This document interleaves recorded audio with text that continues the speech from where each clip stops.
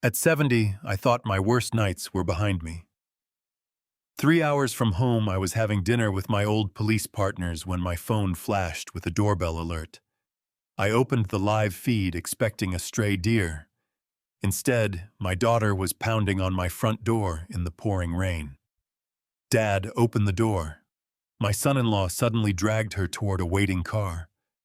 Then another figure stepped into frame and said something I would never forget.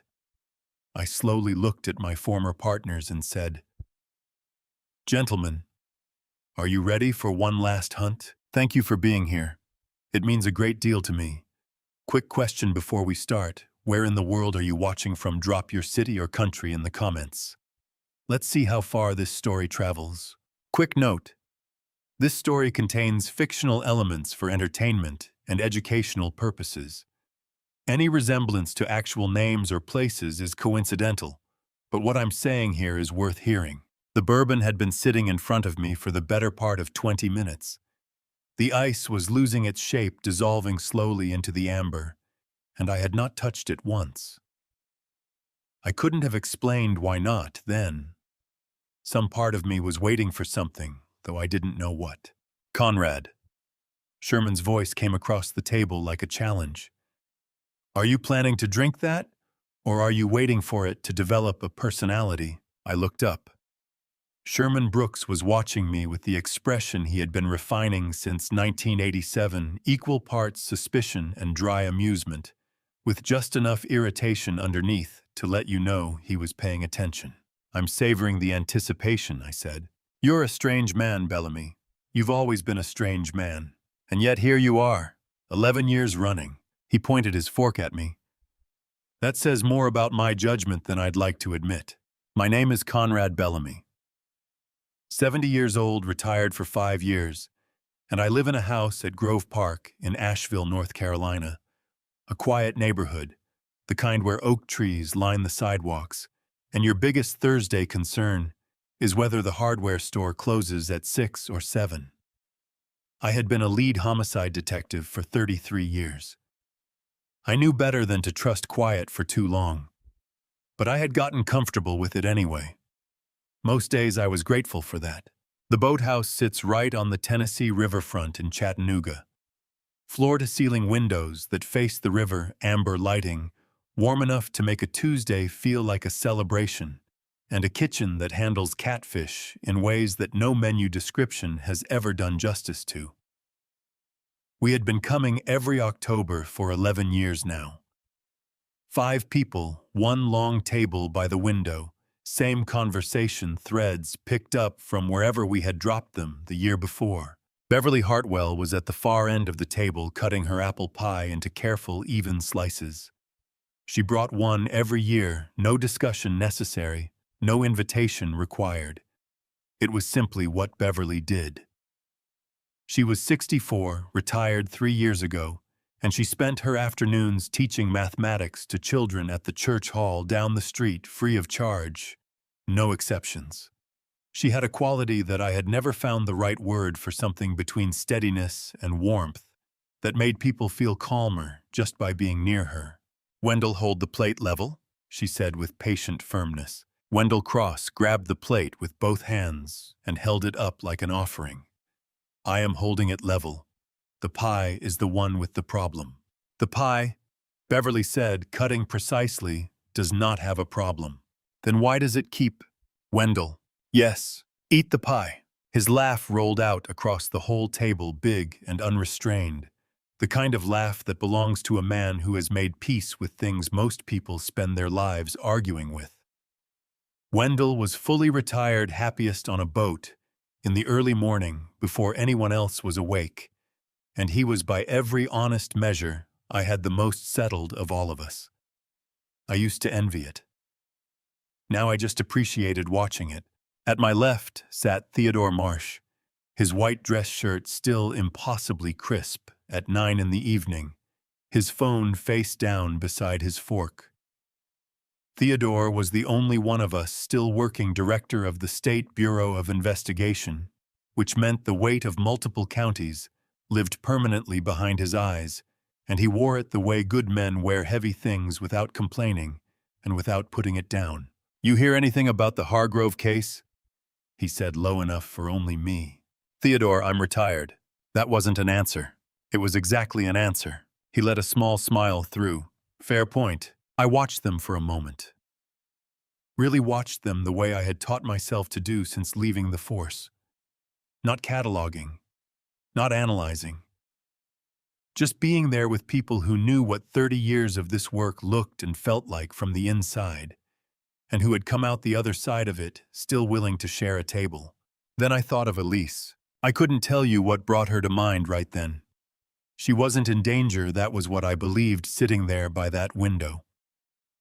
She was in Asheville, an hour and a half north, grinding through the slow collapse of a marriage that had been coming apart for 2 years. I knew it the way fathers know things, from the slight flatness in her voice, from the way she started sentences and then redirected them somewhere safer.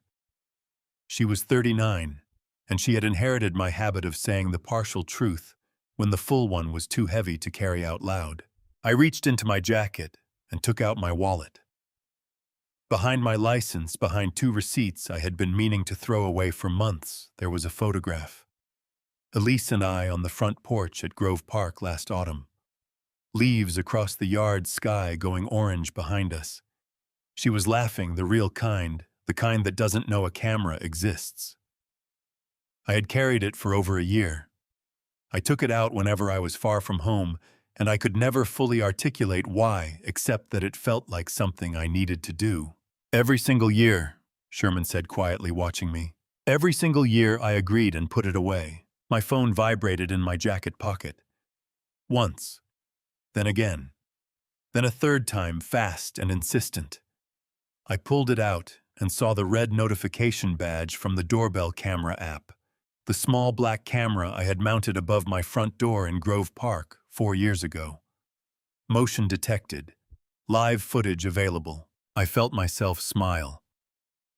Last week, a deer had walked straight up to my front step and stood there for a full 40 seconds, looking directly into the lens, like it was waiting for an interview.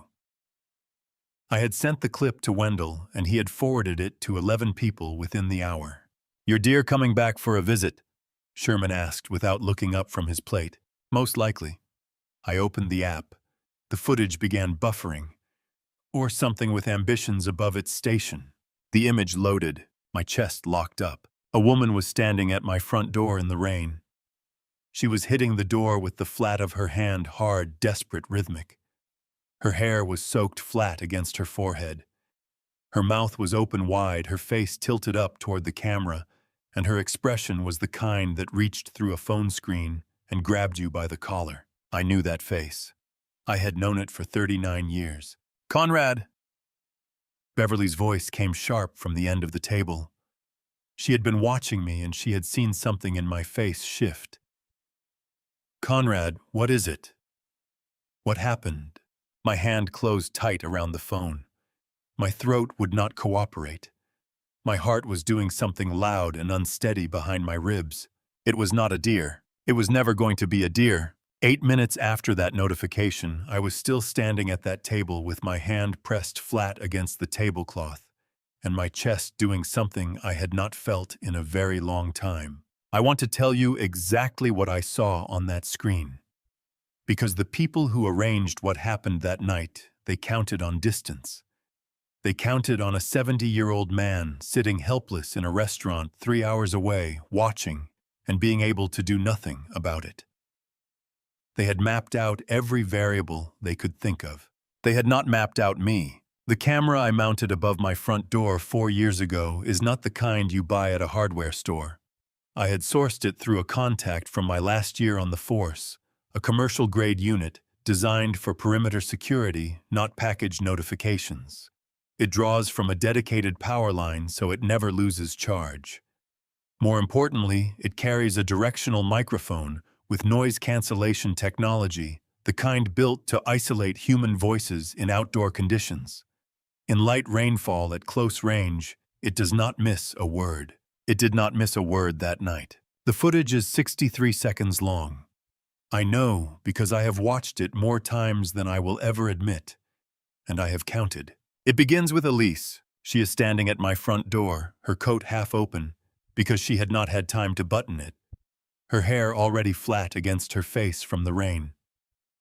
She is knocking not the polite knock of someone expected, but the desperate rhythmic pounding of someone who needs the door to open right now. Her fist hits the wood hard over and over, and her mouth is open, calling out. The camera's audio has a 2-second buffer before it engages fully. For those first 2 seconds, I have no sound. I have only her face. I have known that face for 39 years. I know every version of it. The concentrated frown when she reads something difficult, the real laugh she cannot control, the careful composure she puts on in rooms full of strangers. I had seen that face afraid twice in her life before that moment. Both times I had been standing right next to her. I was not standing next to her now. Then Garrett stepped out from the far edge of the frame. Garrett Weston, my son-in-law, the man I had watched marry my daughter 6 years ago in a garden ceremony in late September, the man whose handshake I had returned 100 times, came out of the dark at the side of the frame and grabbed Elise by the arm. Not carefully. The kind of grip that does not ask permission. Elise cried out. I could see the cry on her face even before the audio came through, and she spun toward him and fought back with everything she had. She grabbed the doorframe with her free hand and held on her knuckles white against the painted wood, her whole body pulling against his. She would not let go easily. That was my daughter. Garrett pulled harder and she lost the frame. She stumbled sideways off the step, and then the third person walked into the shot. Eugenia Weston, Garrett's mother, the woman who had presided over every Weston family gathering I had attended in 6 years, with the quiet authority of someone who has never once questioned her right to run things, stepped onto my front porch with complete composure. Her coat was long and expensive. In her right hand she held a phone, and she was not using it to call anyone. She was filming. She was standing on my property in the rain, filming my daughter being dragged away with an expression on her face so utterly calm that my stomach turned over looking at it. Eugenia walked close to Elise, close enough that the microphone caught every syllable without effort. She looked directly at my daughter, and she said it quietly, deliberately, like a woman delivering a verdict she had prepared in advance. Call for your father. See if the old man can reach you from 3 hours away. Then she turned and looked straight into the lens of my camera, directly into it. For exactly 2 seconds, she held that look, not threatening, not guilty, just certain. The look of someone who has already decided how a situation ends. Garrett pushed Elise toward the car at the curb. She grabbed the door handle, twisted, said something I could not make out over the rain. The door closed. The headlights swept across my front yard. The car pulled out and drove away, and in 4 seconds the frame was empty and the screen went dark. My hand was trembling when I brought the phone down from my face. Not the dramatic shaking of panic I had spent too many years in too many bad rooms for that. But trembling the way hands tremble when your body receives information that your mind is still trying to catch up with. I set the phone face up on the table and I pressed both palms flat, and I made myself breathe. Beverly saw my hands first. She was out of her chair before the others had even registered that something had shifted, and she put both of her hands over mine and leaned in close and said with a steadiness that cost her something, "Conrad, tell me what I'm looking at." I turned the phone toward the center of the table and pushed it forward. Sherman took it first. He watched 15 seconds, and then every muscle in his jaw went tight and hard. He handed it to Theodore without a word. Theodore watched the complete 63 seconds, his face giving nothing away, then set it in front of Wendell. Wendell watched it once, then pressed his lips together until the color drained out of them and looked at the ceiling for a moment, like he was deciding something. Beverly took it last.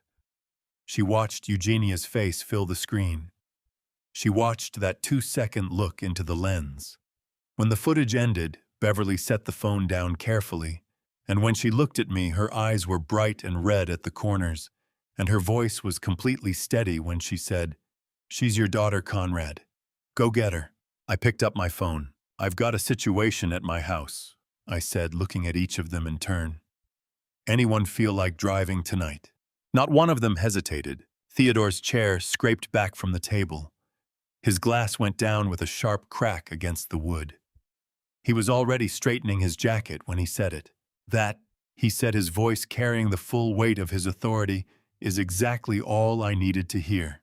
14 minutes. That number sat in my chest like a stone as I pushed through the front door of the boathouse and stepped out into the cold. 14 minutes since the notification. 14 minutes since Garrett had shoved my daughter into that car and driven away from my front porch in the rain. Every minute I was standing still was another mile I would need to close later.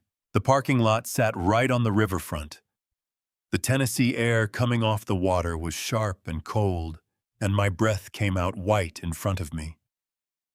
Behind me the door opened, and then 4 people were standing in the cold without being invited. Theodore had his phone out before the door finished closing behind him. Sherman had his keys in his hand. Wendell was pulling his jacket tighter and scanning the lot. Beverly came last. There are people in your life you never have to explain a crisis to. You show them what you're dealing with, and they simply move. Every one of those 4 people had spent 30-plus years learning how to do exactly that. "Here's what I know," I said, keeping my voice flat and controlled, the way 33 years had trained me to do when losing control was not an option. "My daughter was at my house in Grove Park tonight. She was taken from the front door by her husband, Garrett Weston. His mother, Eugenia Weston, was present and directing it. What I saw on that footage was not impulsive. This was planned and coordinated. I let that land for a second. They're heading to the Weston estate in Biltmore Forest." Theodore's thumb was already moving across his phone screen. "How long since they left your property?" 15 minutes now. I'm calling Buncombe County Sheriff's Office. I have a contact there, Deputy Aaron Keller. He's coordinated with my office before. I can have his unit in position inside of 12 minutes. He was already half turned away, phone going up to his ear. "Nobody gets in or out of that property without me knowing about it." Sherman turned toward the vehicles without a word, his jaw set hard, his whole posture shifting into the particular stillness he always carried when things became serious. Wendell put a hand briefly on Sherman's shoulder. As they walked, a small gesture, the kind that men who have worked dangerous situations together for decades exchange without thinking about it. Beverly stepped directly in front of me before I could move. She was not a tall woman, but she had a way of taking up exactly the space the moment required. She put both hands on my forearms and held on, and when she looked up at me, her eyes were bright and glassy at the edges, and her chin was doing something she was clearly fighting to control. She had been steady through all of it, inside, through the footage, through the table, going quiet through all of it. Now standing outside in the cold, with just the 2 of us for a moment, she let herself feel it. "Conrad Bellamy," she said, and her voice came out rough at the start before she steadied it. "You are going to walk into that house and you are going to bring that girl home. Do you hear me? Beverly, do you hear me?" "Yes," I said. "I hear you." Her grip tightened on my arms for one moment, fierce and sure, and then she let go and stepped back and straightened up, and just like that, Beverly Hartwell was composed again. She nodded once. "Then go," she said. I turned back to Theodore. He had lowered his phone and was looking at me with the particular focused attention that made him the best in the room, in any room he was ever in. "Theodore," I said, "before you make any more calls, there's something you need to know." He waited. 3 weeks ago, Elise called me. The tone of that call, I've spent 33 years listening to people who are frightened and trying not to show it. She had that quality in her voice. She didn't say anything specific. She steered the conversation somewhere safer before anything concrete came out. I held his gaze, but I heard what she wasn't saying. "What did you do?" he asked. The morning after that call, I contacted a supplier I've used through the department before and had a button camera overnight shipped to Elise. It looks exactly like a standard coat button, same diameter, same color, same material. You cannot tell the difference by looking at it or touching it. It records continuously to encrypted cloud storage. I kept my voice even. I mailed it to her with written instructions, and I called her the day she received it and walked her through everything. She knew exactly what it was, exactly what it did, and she made the decision to attach it to her coat herself. Full knowledge, full consent, nothing covert on her end. Theodore closed his eyes briefly. When he opened them, something had shifted behind them. The look of a man who has just been handed a card he didn't know was in the deck. "If she was wearing that coat tonight," he said slowly. "She was. I could see it in the footage. Then we have interior video of everything that happened inside that house." "We have interior video," I confirmed. "We also have something else on her phone, but that becomes relevant later. Right now, you need your people moving." He put his hand on my shoulder for exactly 1 second, brief and firm, and then he stepped back and his phone was at his ear again. And he was talking, his voice carrying the weight of everything that came with his title. Theodore Marsh was director of the State Bureau of Investigation. When he made a call like this one, people did not ask questions. They moved. I started toward Sherman's truck. My phone rang. I pulled it out. Unknown number, no area code I recognized. The kind of call you let go on a normal night. My thumb moved toward the side button to decline it. Then the name appeared on screen. My phone had matched the incoming number against my contacts list. Owen Weston, Garrett's older brother. The quiet one. The one who had sat across from me at 3 different family dinners over 6 years and looked me in the eye every single time without wanting anything from me in return. I had always noticed that. I had always filed it away. I stood between 2 parked cars in the cold Chattanooga air and stared at his name. I almost did not answer. I answered on the 4th ring. "Mr. Bellamy." The voice on the other end was quieter than I expected, not soft but careful, like someone who had thought through every word before dialing. "This is Owen Weston, Garrett's brother. I know you have no reason to trust me right now. I need you to hear me out anyway." In 6 years of knowing the Weston family, Owen had always been the outlier. Garrett had his mother's ease with authority, and her habit of looking at people as instruments to be used at the right moment. Eugenia operated on calculation, the way the rest of us operate on instinct. But Owen was different in a way I had noticed and never quite named. He was the only member of that family who had ever looked me in the eye at a dinner table without wanting anything from me in return. I had filed that observation away somewhere in the back of my mind without knowing why. Standing in that cold parking lot, I understood why. "I'm listening," I said. "Talk." I heard him pull in a long breath, the kind you take when you're about to say something out loud for the first time. "Last Sunday evening, I was at my mother's house. I came to drop off some estate paperwork, nothing related to any of this. I wasn't planning to stay." He paused and his voice dropped lower. "I heard them in the study. My mother and Garrett. The door was not fully closed and I heard the plan. All of it." Theodore had moved to stand at my left without me noticing. I did not look at him. "What plan exactly?" I said. "The documents."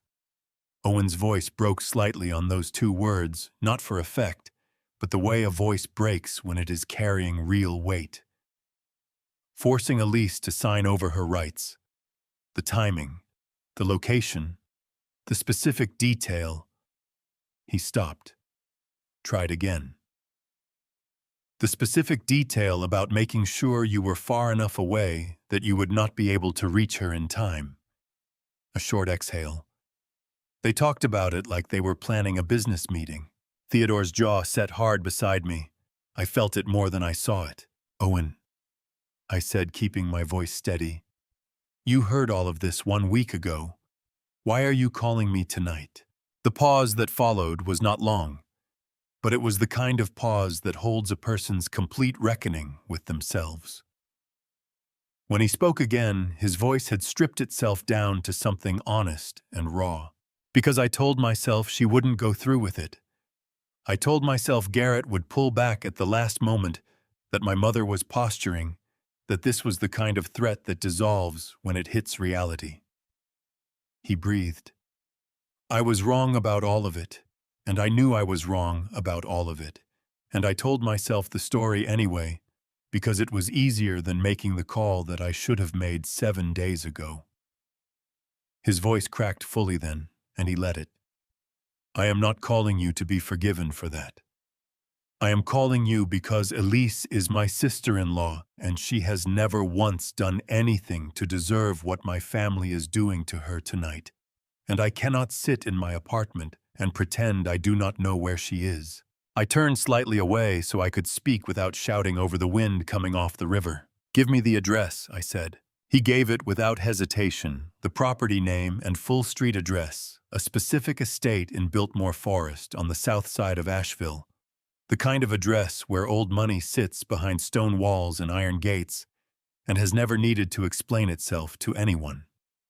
He spoke it clearly and then added, the entrance gate uses a 6-digit code, the current code, and he read off 6 numbers slow and precise.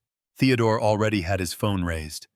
He was typing before Owen reached the 3rd digit.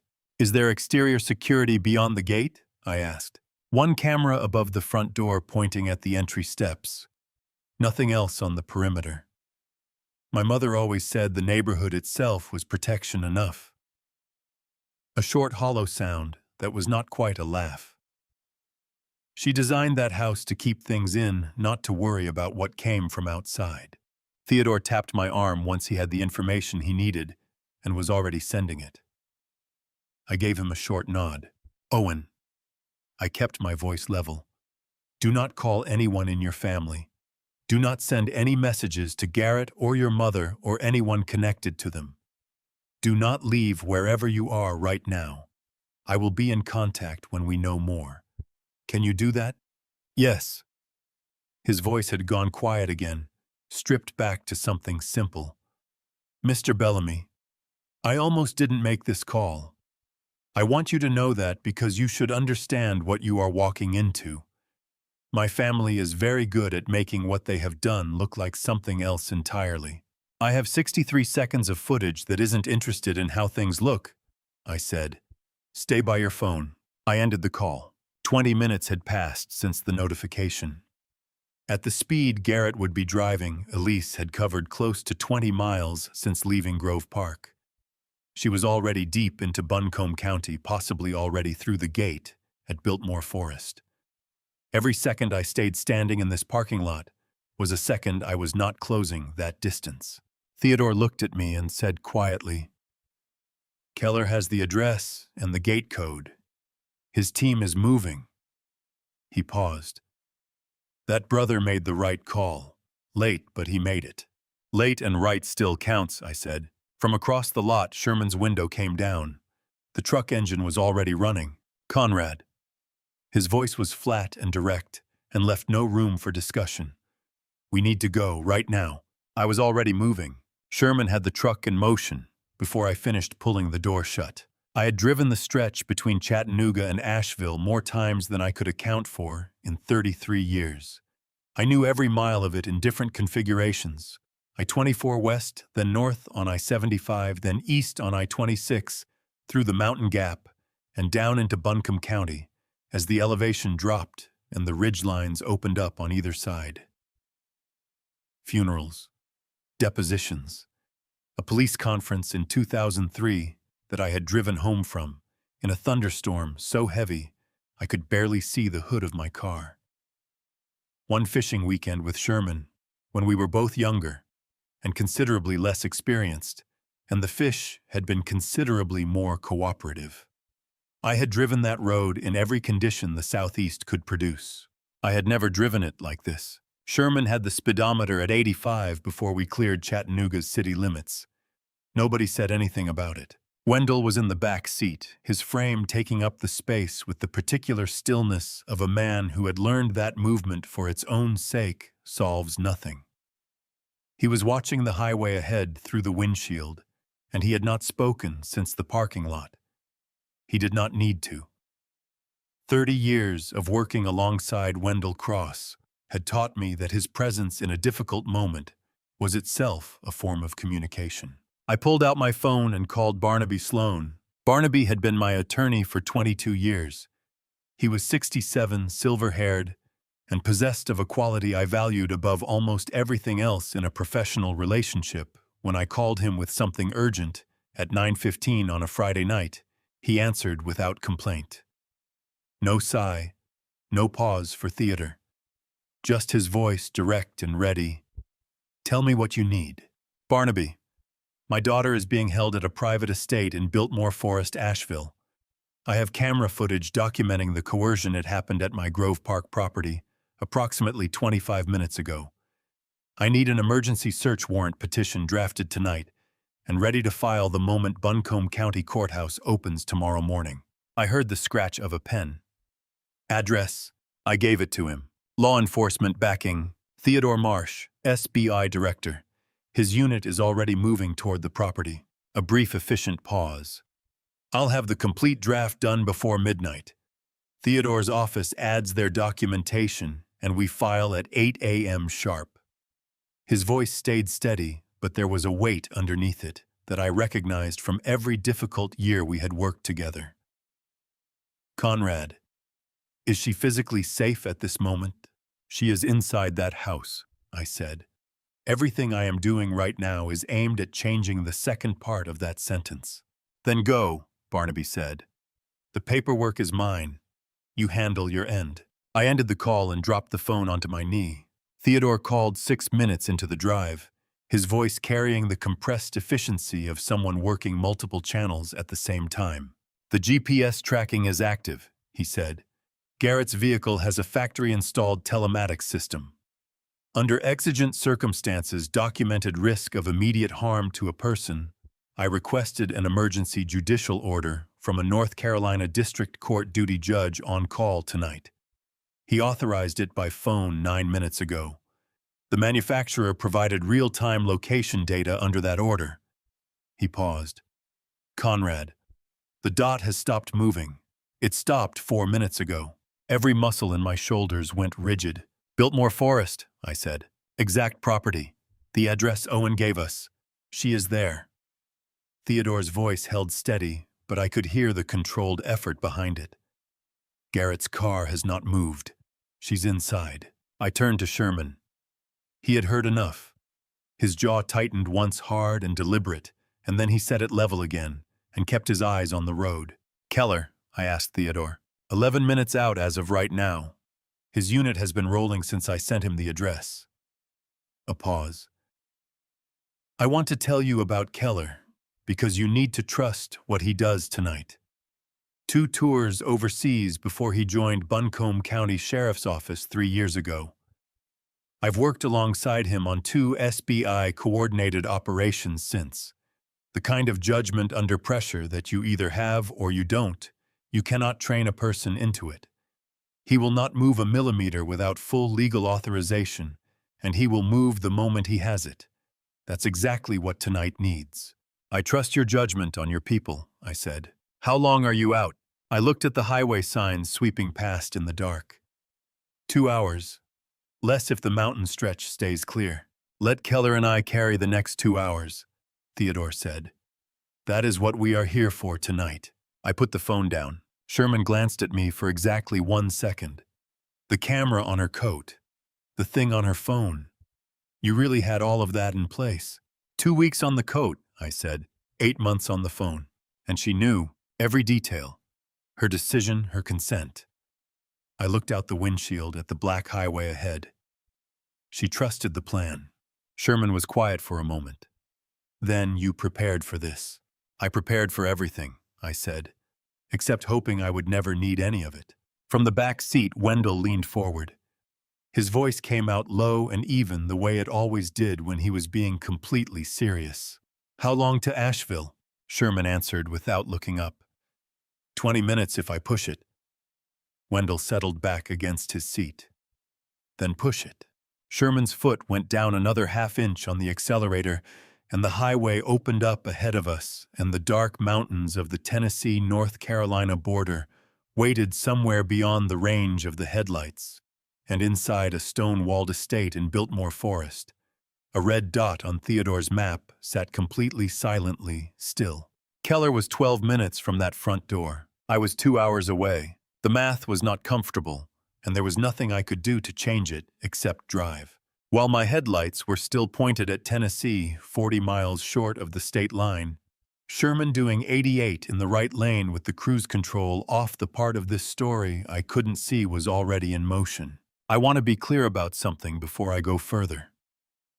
Everything I am about to tell you, I did not witness. I was in the passenger seat of a pickup truck on I-24, with 2 hours between me and that house. What I know about those next hours inside the Weston estate, I learned from 2 sources. The first was Barnaby the following morning in his office when he opened his laptop and played me 41 minutes of button camera footage without comment. The second was Dolores Reyes, who came to my kitchen in Grove Park 3 days after all of this was over, and sat down across from me with both hands around a coffee cup and told me everything she had seen and heard in the careful, detailed way of a person who has been carrying something heavy and is finally ready to set it down. I'll tell it to you the way they told it to me. Dolores Reyes had worked as the Weston household's domestic manager for 4 years. Before that, she had spent 16 years working for various families in the Asheville area. And before that, she had lived in the Grove Park neighborhood for the better part of a decade. That was where I had known her from, not closely, not as a friend exactly, but the way you know someone in a community when you have both been part of it long enough. She was a careful, observant woman who had spent her professional life in the background of other people's lives, and she had my phone number in her contacts, for the simple reason that she had once called me about a neighborhood concern years before I retired, and she had never deleted it. She had never had a reason to use it again, until that night. Garrett brought Elise through the front door at 20 minutes past 9. Dolores was in the kitchen when she heard the door, and she came through to the entry hall with the quiet efficiency her job required, and she stopped when she saw Elise's face. Later, sitting at my kitchen table, Dolores said this to me. Mrs. Elise was not crying. She was not screaming. She was doing something harder than either of those things. She was holding herself together with everything she had, and I could see exactly how much it was costing her. Eugenia was already in the living room, seated at the mahogany table near the fireplace. The fire was burning. The room was warm and beautifully lit, and had the composed, deliberate quality of a space that had been arranged in advance. On the table in front of Eugenia sat a stack of documents nearly 2 inches thick, edges aligned a single pen placed on top. Eugenia looked up when Garrett led Elise in, and smiled the particular smile of a woman who has already decided how an evening ends. Elise, she said, as if greeting a guest she had been expecting. Please sit down. There's no reason this has to be unpleasant. Elise looked at the documents. She looked at the pen. She sat down. Dolores moved into the room with a tea tray, 2 cups. The good china, the kind Eugenia specified for meetings, she considered important. She set the tray on the side table with the precision her work demanded, and while she did, she looked at the document stack. She recognized what it was. Immediately, the language on the top page was not difficult to read from where she was standing. She looked at Garrett, who was standing near the far wall with his arms crossed, and his jaw set in the expression she had learned to associate with his worst moods. Then she looked at Elise again. Dolores told me I knew. In 30 seconds of being in that room, I knew everything. She did not change her expression. She did not make a sound. She finished placing the cups and straightened the tray with the same unhurried care she always showed, and then she walked back out of the room and into the hallway, and she pulled the door nearly closed behind her. In the dark of the hallway, her hands were shaking so badly She dropped her phone the first time she reached for it. She picked it up from the floor. She opened her contacts.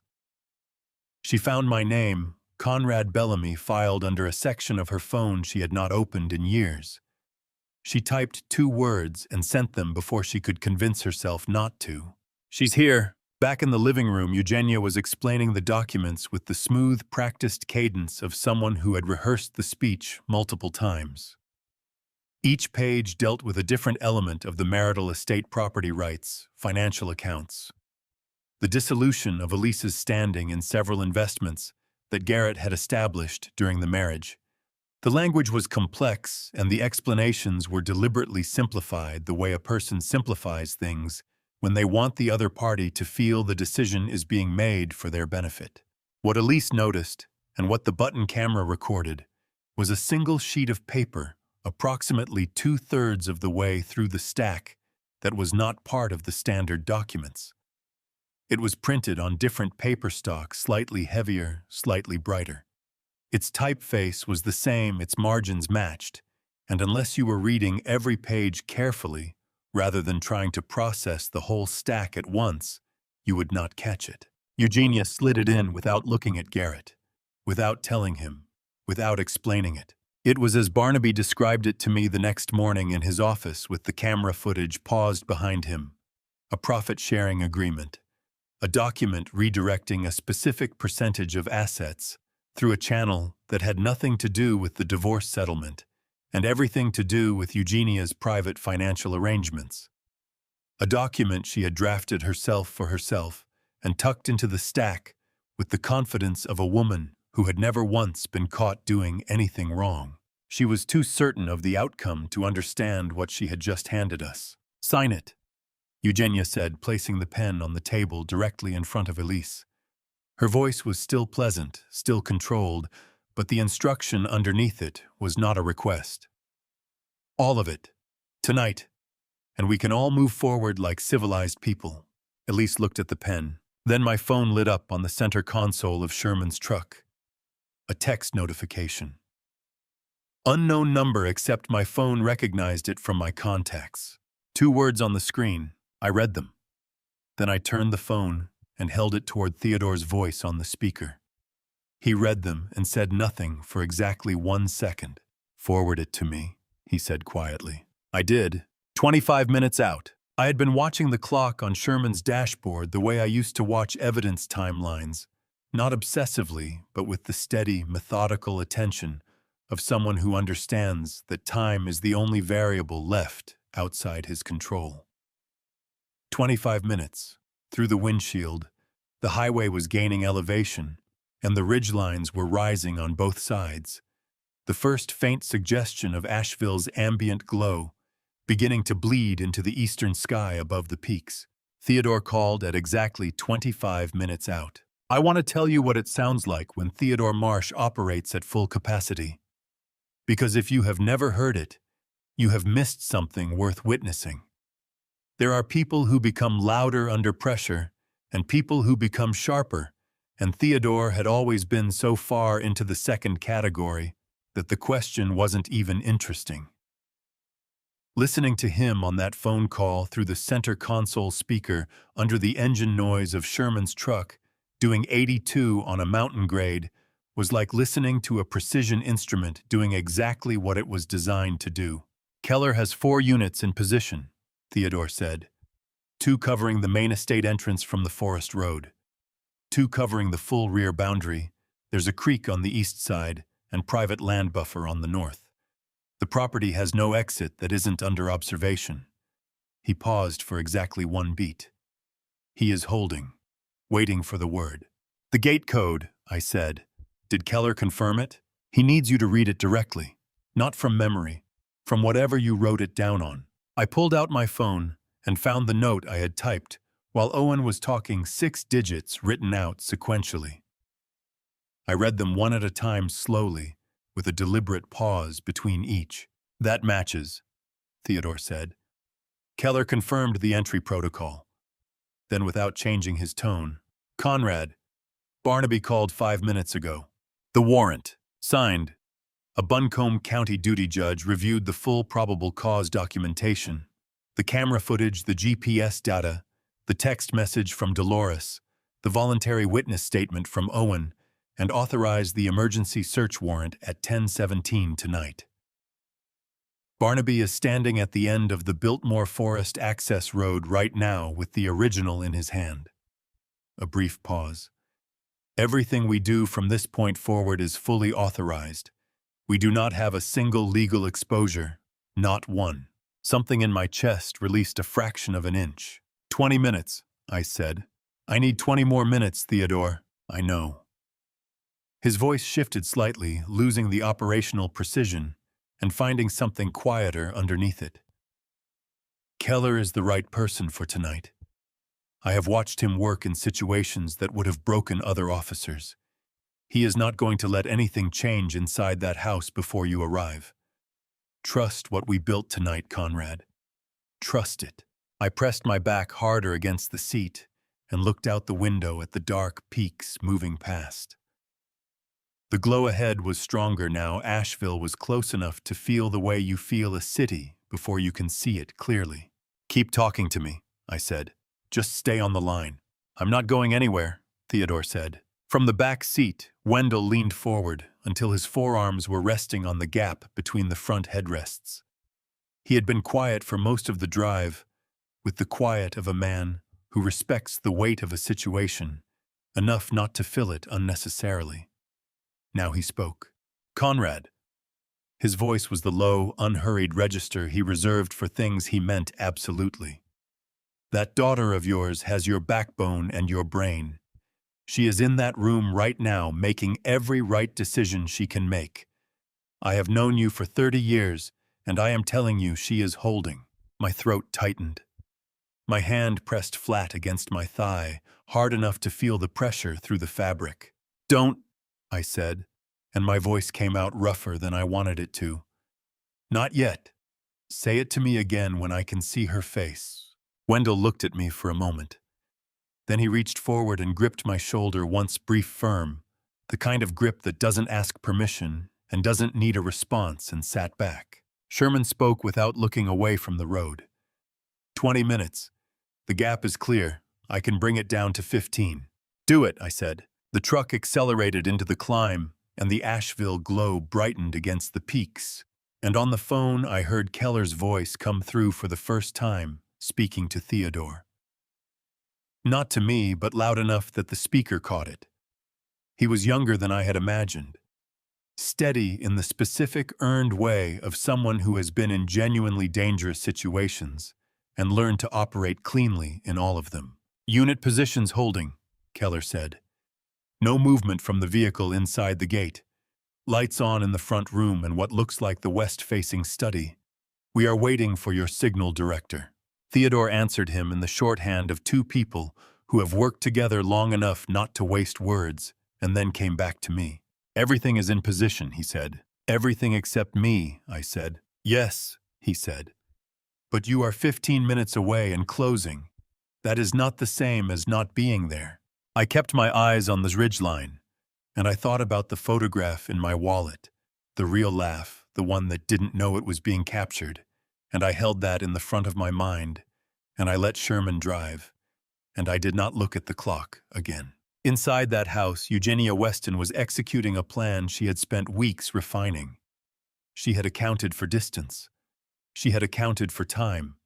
She had accounted for the reaction of a man she had written off as too old and too far away to matter tonight. She had not accounted for a single button on her daughter-in-law's coat. She had no idea that what she was doing inside that beautiful fire-lit room was the last plan she would ever complete on her own terms.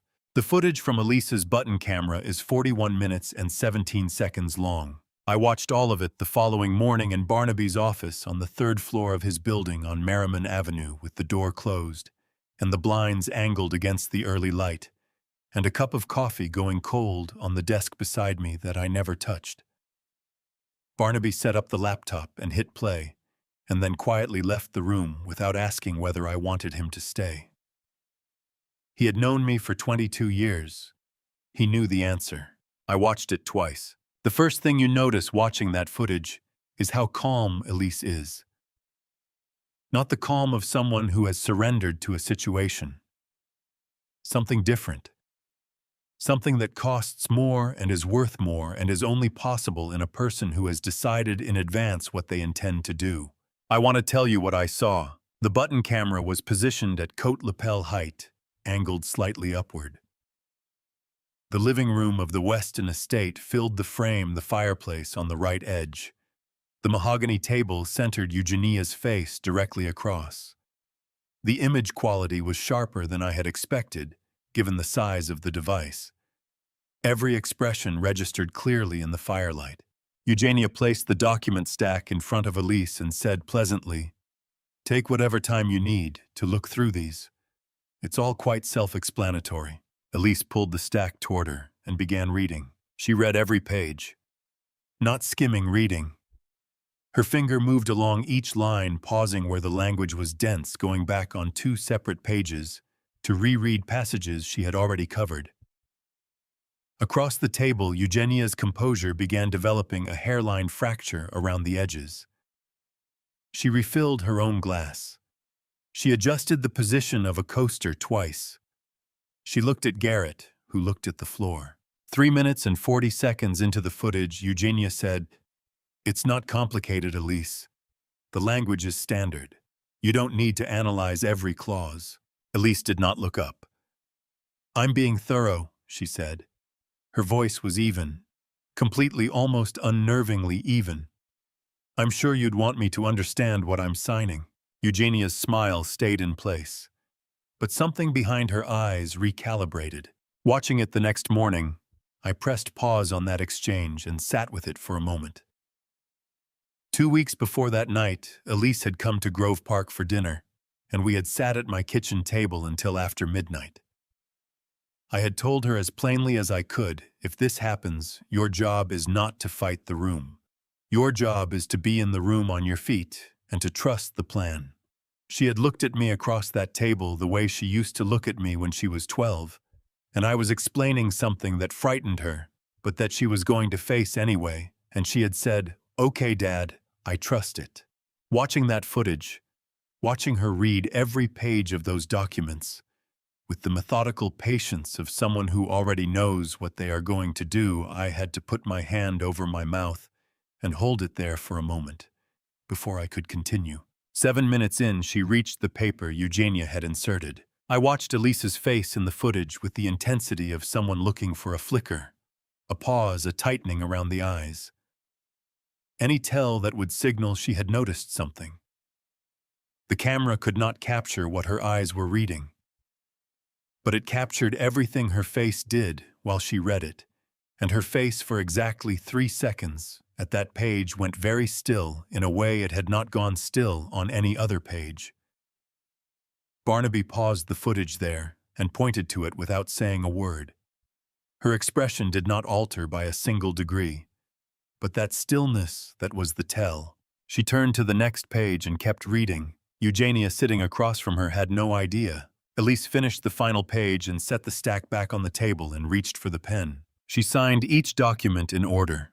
Her signature was clear and deliberate, the same signature she had always had, the one that looked like she had thought carefully about how she wanted her name to look in the world and then committed to it. Page by page, working through the stack. The button camera caught every motion of the pen, every document title visible in the firelight, every word Eugenia spoke during the signing, including several that Barnaby later marked in his notes with 2 underlines. When the last page was signed, Elise placed the pen parallel to the stack and looked across the table at Eugenia. She did not look away. She did not smile. She raised her chin the smallest fraction of an inch, a movement so subtle that Eugenia clearly did not register it for what it was, and held Eugenia's gaze with the steady, patient quality of someone who knows something the other person does not, and has decided to let them keep not knowing it for exactly as long as necessary. Eugenia lifted her glass and tilted it slightly toward Elise in a gesture of private celebration. The firelight caught the glass, and the satisfied pull of her expression and the button camera recorded all of it in perfect detail. Watching that smile on my laptop screen the next morning alone in Barnaby's office, I felt something move through my chest that I had no name for. Not anger, though anger was there. Something older and quieter than anger. You have absolutely no idea what you just did. Then the footage moved to the next thing, and I leaned forward. Garrett had shifted his position near the wall. His eyes had dropped to Elise's handbag on the side chair. The corner of her phone was visible, the screen dimly active. His head tilted a fraction. His eyes narrowed. His hand came off the wall. He started moving toward the chair. We're halfway through, and what's coming next is the part nobody saw coming. Before I go any further, drop the number 9 in the comments. That's all I need. Just let me know you're still here. A quick note. The story ahead includes some fictional elements added for entertainment and educational purposes. Any resemblance to actual names or settings is coincidental, but what this story is teaching you is worth staying for. If that's not for you, this is a good place to stop. We were sitting on the front porch at Grove Park on a Saturday morning, 2 weeks after everything. October had turned cold enough that Elise had brought 2 mugs of coffee out, and we were both wrapped in the same wool blanket she used to drag around the house when she was 12 years old, and had never quite gotten over the habit of. 2 weeks after everything was an imprecise way of describing a precise thing. The charges had been filed. Attorneys had been retained. The particular silence of waiting had set in. She put her mug down on the railing and said, "Dad, I need to tell you what I did in that room, the part you couldn't see from the footage." I told her to go ahead, so what I am about to tell you is in her words or as close to her words as I can hold on to, because I have gone over that conversation many times in the months since, and I do not want to get any of it wrong. The accuracy matters. What Elise did in that room belonged to her alone, and I needed to carry the truth of it, not an approximation. Elise said that when Garrett moved toward her bag, she knew exactly what he was going to do before he did it. He had been watching my phone for the last 10 minutes, she told me, pulling the blanket higher around her shoulders. Every time my bag shifted and the screen caught the light, he looked at it. I could feel him deciding. And when he finally moved, when he reached in and grabbed it and pulled it out and turned the screen off, he dropped it into his jacket pocket, not onto the table. He wanted to keep it. He wanted to be the one holding it in case anything came through. He did not power it all the way off because he needed to stay in control of whatever information it carried. That was Garrett. He always had to hold the information himself, which meant he had to keep it live. She stopped, smiled at something private for just a second. I had to work very hard not to let anything show on my face. Because that was exactly what you needed him to do, I said. That was exactly what I needed him to do, she said. I had not said it outright. We had spoken around it around the phone, around what would happen if he took it. She had understood. Here is the part I should explain, because I mentioned it in Task 5 and said I would come back to it when it was relevant. 8 months before that night, I sat down with the technician I had worked with during the last years of my time on the force, a man who had spent his career building tools for situations where standard equipment wasn't sufficient. I described what I was concerned about. He described what he could build. The result was a piece of software installed on Elise's phone that ran silently in the background and waited for a specific trigger, the screen being powered off by an external interaction while the phone was in a particular standby mode.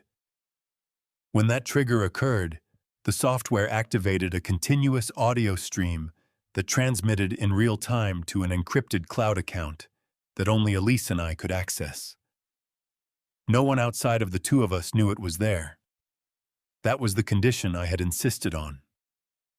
The moment Elise was safe, she would hand Theodore her login credentials herself voluntarily, with full legal authority to do so as the account holder. The technical name for it doesn't matter. What matters is what it did.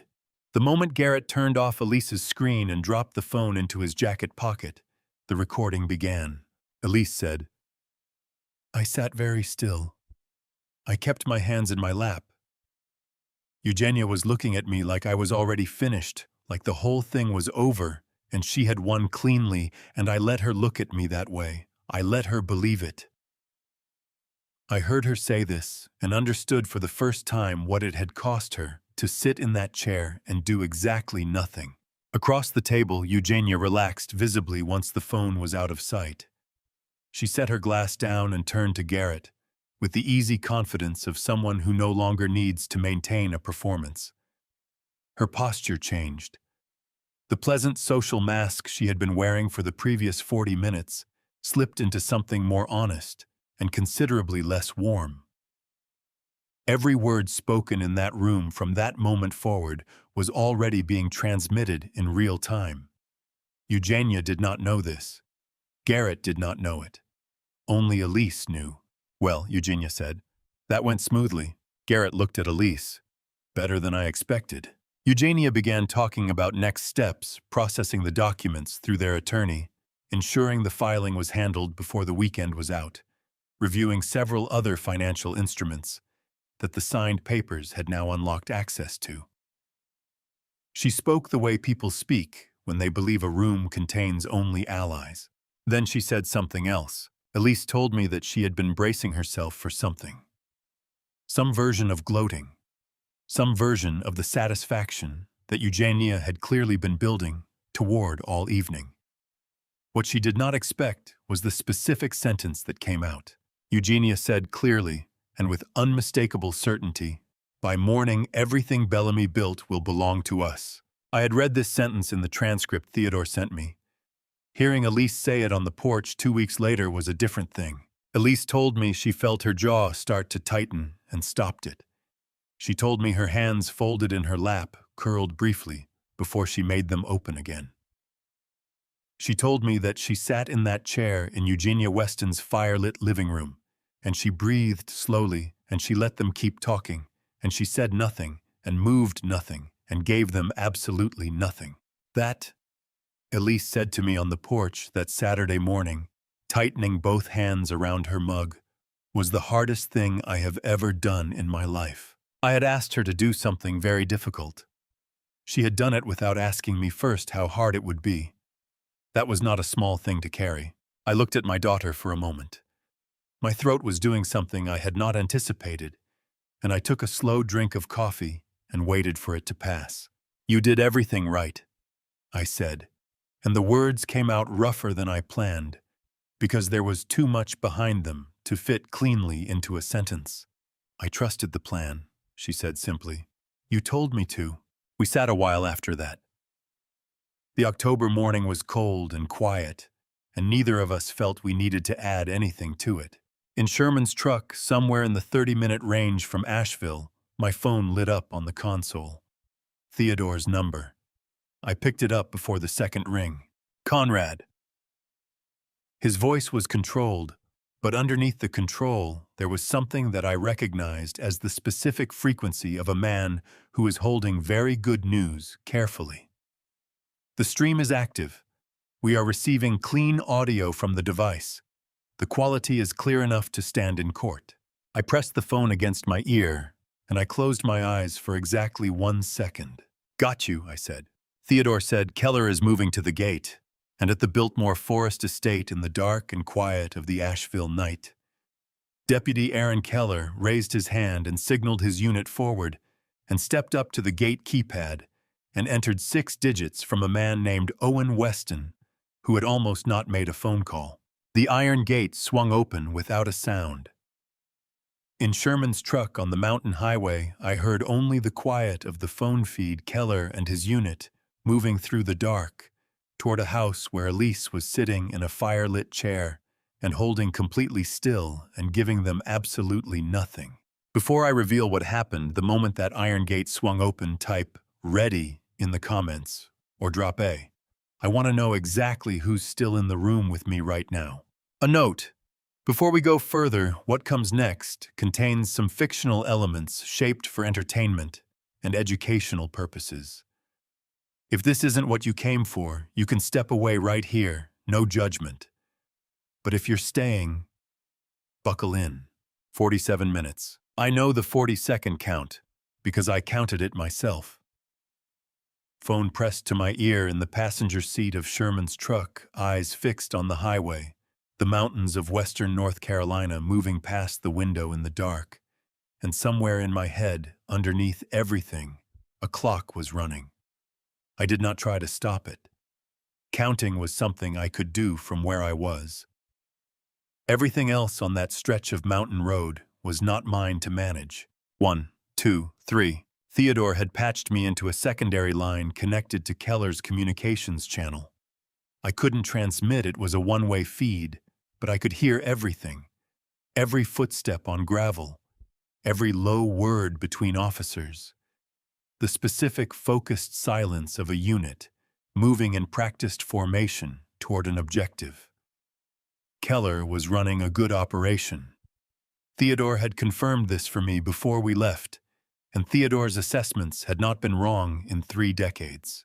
22, 23, Sherman glanced at me from the driver's seat, and then back at the road, and didn't say anything. Wendell had gone completely still in the back seat, the way he used to go still in the minutes before something happened back when the 4 of us were still young enough to be running toward things instead of coordinating them from a distance. Sherman and Wendell understood this exactly the same way I did. It meant none of us said anything about it. 38, 39, the gravel stopped. Footsteps on stone, a pause. 40, then the knock. 3 sharp raps on a solid front door. The sound of it traveled through the phone feed and sat in my chest like a physical thing. I heard the door open. "Good evening." Eugenia Weston's voice came through the line with a clarity that made the hair on the back of my neck rise. I had not been expecting that in my own body. After 33 years, I thought I was past such things. I had heard that voice once before, through a 3-inch phone screen in the parking lot of a restaurant in Tennessee, on camera footage from a device I had mounted above my own front door. I had heard that voice say clearly, deliberately, looking straight into the lens, "See if the old man can reach you from 3 hours away." I heard it again now, smooth and composed and recalibrated in approximately half a second, from surprise into performance. "Officer," Eugenia said, "what a strange hour for a visit. I'm afraid there may have been some kind of misunderstanding." 30 years of interviewing people under pressure teaches you things that aren't in any manual. One of them is the specific quality of a voice that is managing a situation rather than responding to one. There's a speed to it too fast to feel genuinely spontaneous, too controlled to sound genuinely confused. Eugenia Weston had a very good version of this voice.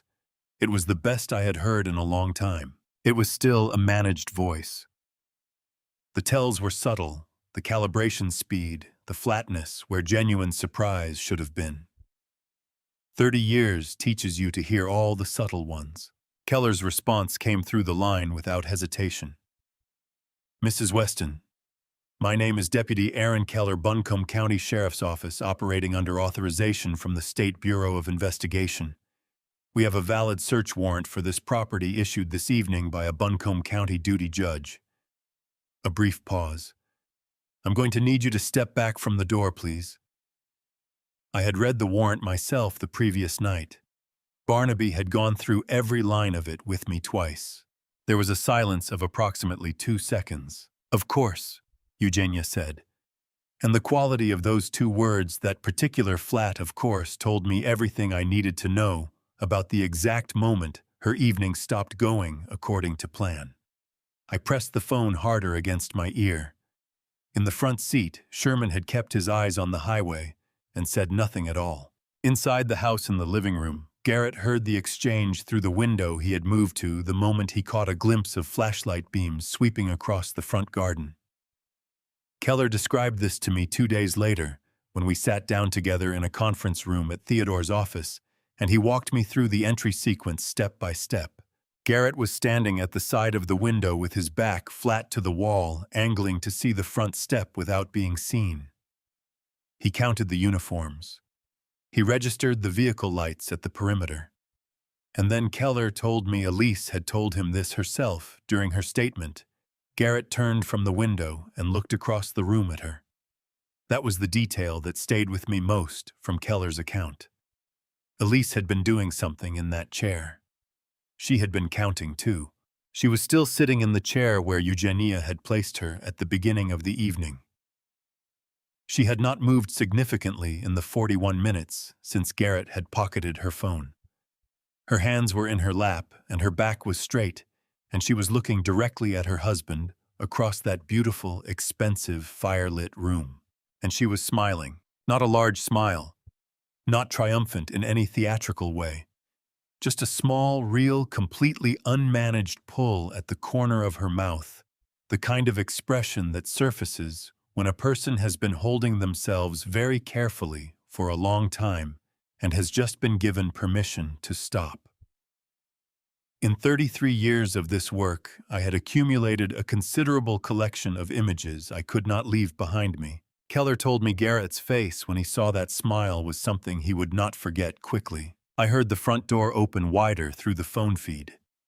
Keller's footsteps crossed the threshold into the entry hall. A second set followed. A third. "Is there anyone else currently in the residence, Mrs. Weston?" Keller asked. "Just family." Eugenia's voice came back measured and clear. "My son is in the next room, and my daughter-in-law has been spending the evening with us. We'll need to speak with everyone individually," Keller said. "That includes your daughter-in-law. Is she available?" A beat. Very brief. The length of time it takes someone to realize they have no alternative that doesn't make their situation significantly worse. "Of course," Eugenia said again. And then Eugenia Weston opened her mouth and began telling the story she had rehearsed. I heard the first sentence of it come through the phone feed, gracious and composed and carefully constructed, the voice of a woman presenting an explanation she has prepared in advance for a situation she anticipated might require one. I had interviewed more than 1,000 people in 33 years of this work. I knew what a rehearsed story sounded like in its opening sentence. I knew where it showed and why.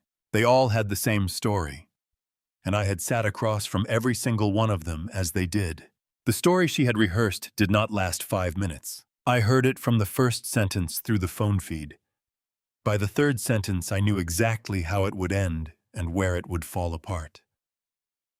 33 years of listening to fabricated accounts will build that particular instinct in a person, the ear for a story that is too smooth in the places where genuine memory creates friction, too conveniently specific in some details and deliberately vague in others. Eugenia's version was competent.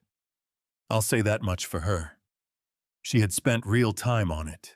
She told Keller that Elise had been struggling emotionally for months, that the family had watched with growing concern and felt they had no choice but to intervene, that the documents on the table were the result of mutual loving agreement, a way forward for a young woman going through an extraordinarily difficult period, that everything that had occurred that evening was the action of a devoted family, not the orchestration of one. She delivered it with exactly the right amount of sorrow in her voice. Grief that she had been placed in this position. Grief for Elise's suffering. The particular performance of a woman who wants you to understand that she is above everything else, a concerned mother doing a painful and necessary thing. Through the feed, I heard Keller respond to each element with quiet, unhurried acknowledgement. A measured yes here. A careful nod was made audible by the pause he gave before the next question. He let her build the whole structure without interruption, without a single sign that he found any part of it questionable. He was letting her talk. I thought about it again, smart. The laptop click was soft through the audio, but I caught it. The placement of the device on the mahogany table. And then the sound I had last heard standing in a restaurant in Tennessee, my own front porch in the rain, coming through a speaker in Eugenia Weston's living room. The audio quality was clean. Her voice was unmistakable. "Call for your father. See if the old man can reach you from 3 hours away." Through the phone feed, I heard the room change. Not a sound, a quality.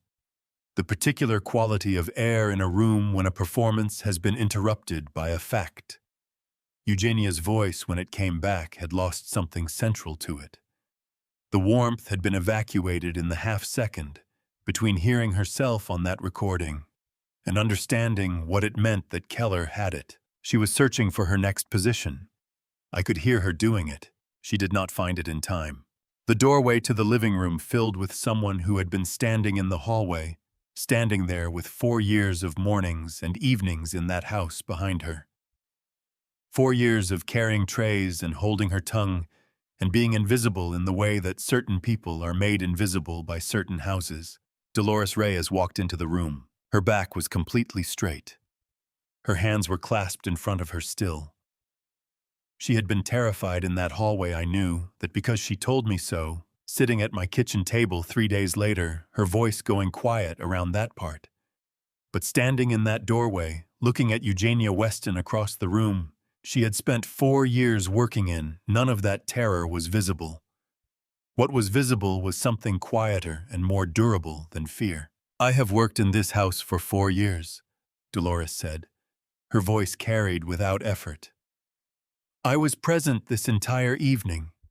I heard what was said in this room. Everything that was said." She held Eugenia's gaze without moving. "I am prepared to say so formally to anyone who asks in any setting that requires it." Eugenia's lips parted, and Dolores, who had trembled so badly in the dark hallway that she had dropped her phone reaching for it, held that look without a single degree of give. Keller moved 1 step forward. "Mrs. Weston, I need you to remain in this room." His voice carried the particular practiced authority of someone who has issued that instruction before and knows the exact tone that makes compliance easier than resistance. 2 members of his unit shifted positions in the room to make the geometry of the situation clear. I heard Sherman's voice briefly in the background of the audio feed he and Wendell had coordinated with Keller's team through Theodore's authorization, reaching the property ahead of me and taking up positions as the net closed. Sherman was supporting at the front. Wendell had gone around. Then I heard a different set of footsteps, faster than the others, moving without the measured deliberateness of someone cooperating with a situation. Moving toward the back of the house, toward, I would later learn, a kitchen exit that led to the rear garden, and from there to a gap in the boundary, hedging, that Garrett had clearly taken note of at some earlier point.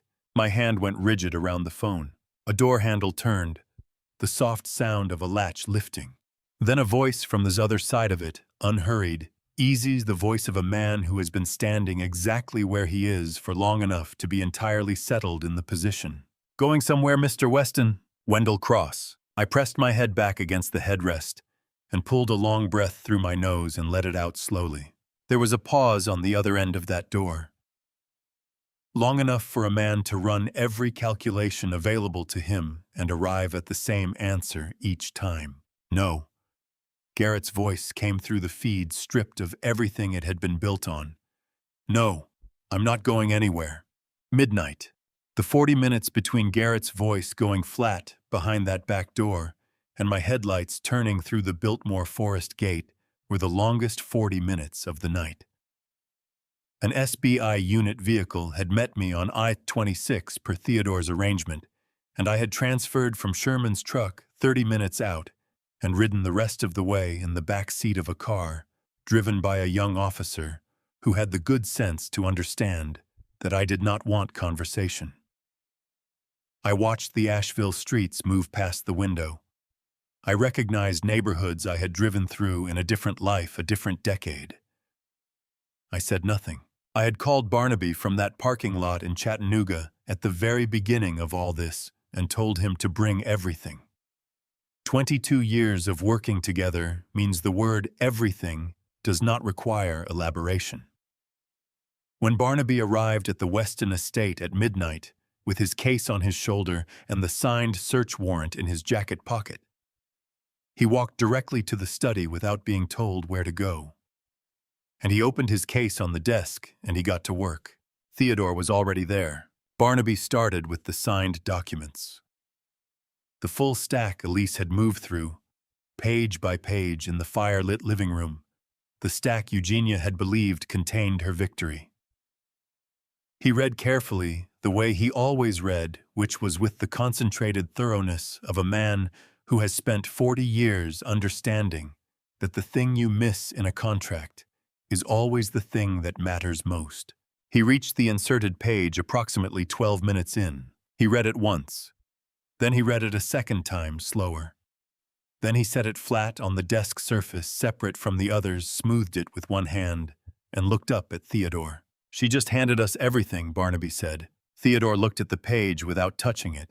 "Explain it." "This document is a profit-sharing agreement." Barnaby's voice had the precise, unhurried quality it always had when he was explaining something that would eventually be said in a courtroom. "It is not part of the divorce settlement. It has no connection to the marital estate division. What it does is redirect a specified percentage of asset proceeds from sources that are not identified in this document, through a private holding structure that belongs exclusively to Eugenia Weston." He paused. "The money flowing through that structure does not appear on any public filing I have been able to locate for this family. The amounts referenced here are substantial. In the state of North Carolina, routing undisclosed financial proceeds through a private holding channel of this type meets the statutory definition of money laundering under NCG 14-118.4. Theodore was quiet for 3 full seconds. "She put this in the stack herself," he said, "without telling Garrett." "Without telling Garrett," Barnaby confirmed. "She was so certain the documents would disappear into the legal system as part of an uncontested divorce filing that she used Elise's signature as a cover for her own financial arrangement." He lifted his reading glasses from his nose and set them on the desk. "She was too confident to understand what she was creating." From the doorway, Keller spoke. He had been standing there quietly for the last several minutes, which I had not registered until I heard his voice. "Mr. Sloan." The voice-triggered recording transmitted clean through the entire duration. The server received 43 minutes of audio, including the period after Garrett took the phone. He held a tablet toward Barnaby. Our analysts flagged the specific sentence at the 31-minute mark. Barnaby read the timestamp notation on the tablet. "By morning, everything Bellamy built will belong to us." "That's from the audio," Keller said. And approximately 6 minutes after that, Eugenia stated clearly and on recording that they needed to ensure there were no witnesses in a position to contradict the version of events they intended to present. The study was quiet for a moment. It was not silence, but rather the specific density of a room where several people are understanding the same thing at the same time. "Conspiracy to obstruct justice," Barnaby said, and his voice had the careful, definitive quality of someone naming something precisely so it cannot be misunderstood. "That is a felony under NCGS 14-226, combined with the general conspiracy statute under NCGS 14-2.4. On top of the coercion charge and the financial fraud and the money laundering." He began organizing the documents into separate categories on the desk, each stack representing a distinct legal track. "Theodore, we file everything the moment the Buncombe County Courthouse opens. I want a complete case file assembled tonight." Theodore looked at his watch. "You have 7.5 hours. "I need 4, Barnaby said. "The other 3.5 are margin." I stepped out of the SBI vehicle at the gate and walked up the stone path toward the house. The study window was lit warm and steady against the dark exterior. Through the glass I could see Barnaby bent over the desk with his reading glasses back on, Theodore standing to his left with his arms crossed. Stacks of paper arranged with the systematic precision of 2 people who know exactly what they are building and how long it will hold. I stood outside that window for perhaps 30 seconds. 30 years of law enforcement teaches you what a closed case looks like. Not a finished case, a closed one. The kind where every element has found its position, and the only direction remaining is forward. I had walked into rooms at the end of investigations before and recognized that quality, the specific, settled certainty of evidence that has nowhere left to go but into a courtroom. That study behind that lit window had it. Barnaby and Theodore were the right people to be inside it right now. I was not the right person. I was the father. There was a difference. I turned from the window, and I walked toward the front door, toward the room on the other side of the house where a warm light was still burning. I had walked through a lot of doors in 33 years of this work. Interrogation rooms, hospital hallways, the front doors of houses where something had already gone irreversibly wrong before I arrived. I had learned to cross most thresholds without letting the weight of what was on the other side reach me until after the professional work was finished. This door was different. This door had my daughter on the other side. The entry hall was occupied but quiet. 2 members of Keller's unit stood near the corridor to the study, writing in their notebooks. Sherman was at the far end of the hall, with his arms folded and his back to the wall, watching the room with the particular economy of a man who has nothing left to do but make sure nothing else goes wrong. He caught my eye when I came through the door. He gave me one slow nod, tilted his head toward the living room. I went. Elise was on the sofa near the fireplace. The fire had burned down to low orange coals, and the room was lit mostly by the floor lamp in the corner, warm and amber, softer than it must have been an hour ago when Eugenia had been arranging this space for a different purpose. Elise was sitting with both feet tucked under her, a cup of tea held in both hands, and she was looking out the window at the garden, where the rain had finally stopped. She looked tired in a way that went deeper than any single night. But she was upright. She was breathing. Keller was in the armchair across from her, leaning forward, with his elbows on his knees, speaking quietly. He had the careful, steady gentleness of someone who has been trained to deliver difficult information to people who have been through difficult things, and he was doing it well. The next several days will involve a formal statement, he was saying. We'll schedule that at a time and place that works for you. Nothing happens tonight that you don't want to happen tonight. Elise nodded. Thank you, she said, and then quieter for being here. Keller straightened slightly. Ma'am, this is exactly where we're supposed to be. Owen came through the front door 10 minutes after I did. I heard him in the entry hall, the hesitation in his footsteps before he appeared in the doorway, a tall man with his brother's coloring and none of his brother's certainty about his right to be in any given room. He looked at Elise, and his face did something complicated and honest that no rehearsed expression could have produced. His jaw worked. His hands opened and closed at his sides. I should have called sooner, he said. His voice was unsteady. I knew what they were planning, and I told myself stories about why I didn't have to say anything, and all of those stories were wrong. I'm sorry, Elise. I'm genuinely sorry. Elise looked at him for a long moment. She pulled in a slow breath that moved her whole frame. You called when it mattered, Owen, she said. That's not nothing. His eyes went red at the rims. He pressed his lips together hard and nodded once, not trusting himself to say anything else just then. Dolores appeared briefly from the hallway, carrying the tea tray back toward the kitchen. She paused beside the sofa, placed her free hand very lightly on Elise's shoulder for just a moment, and looked at her directly. You were very strong tonight, Dolores said, quiet and plain and without any ornamentation. I want you to know I saw that. Elise reached up and briefly covered Dolores's hand with her own before it lifted away. She didn't have words for it either, but she tried. Thank you, she said, for staying. Dolores nodded once and moved on. Elise turned back to the window. The garden outside was still wet, the grass catching the lamplight from inside, and the sky above the roofline had the particular cleared quality that follows long rain. She stared at it for a moment, and then something in her expression shifted, a small quiet surprise. It stopped, she said softly, mostly to herself. I didn't notice it stop. I was in the doorway. She heard me. She turned, and the moment her eyes found mine across that room, the room that Eugenia had set like a stage, and that had become something entirely different. Her face changed in a way that nothing on that footage had captured, and nothing I can fully describe could reproduce. Something came undone in it.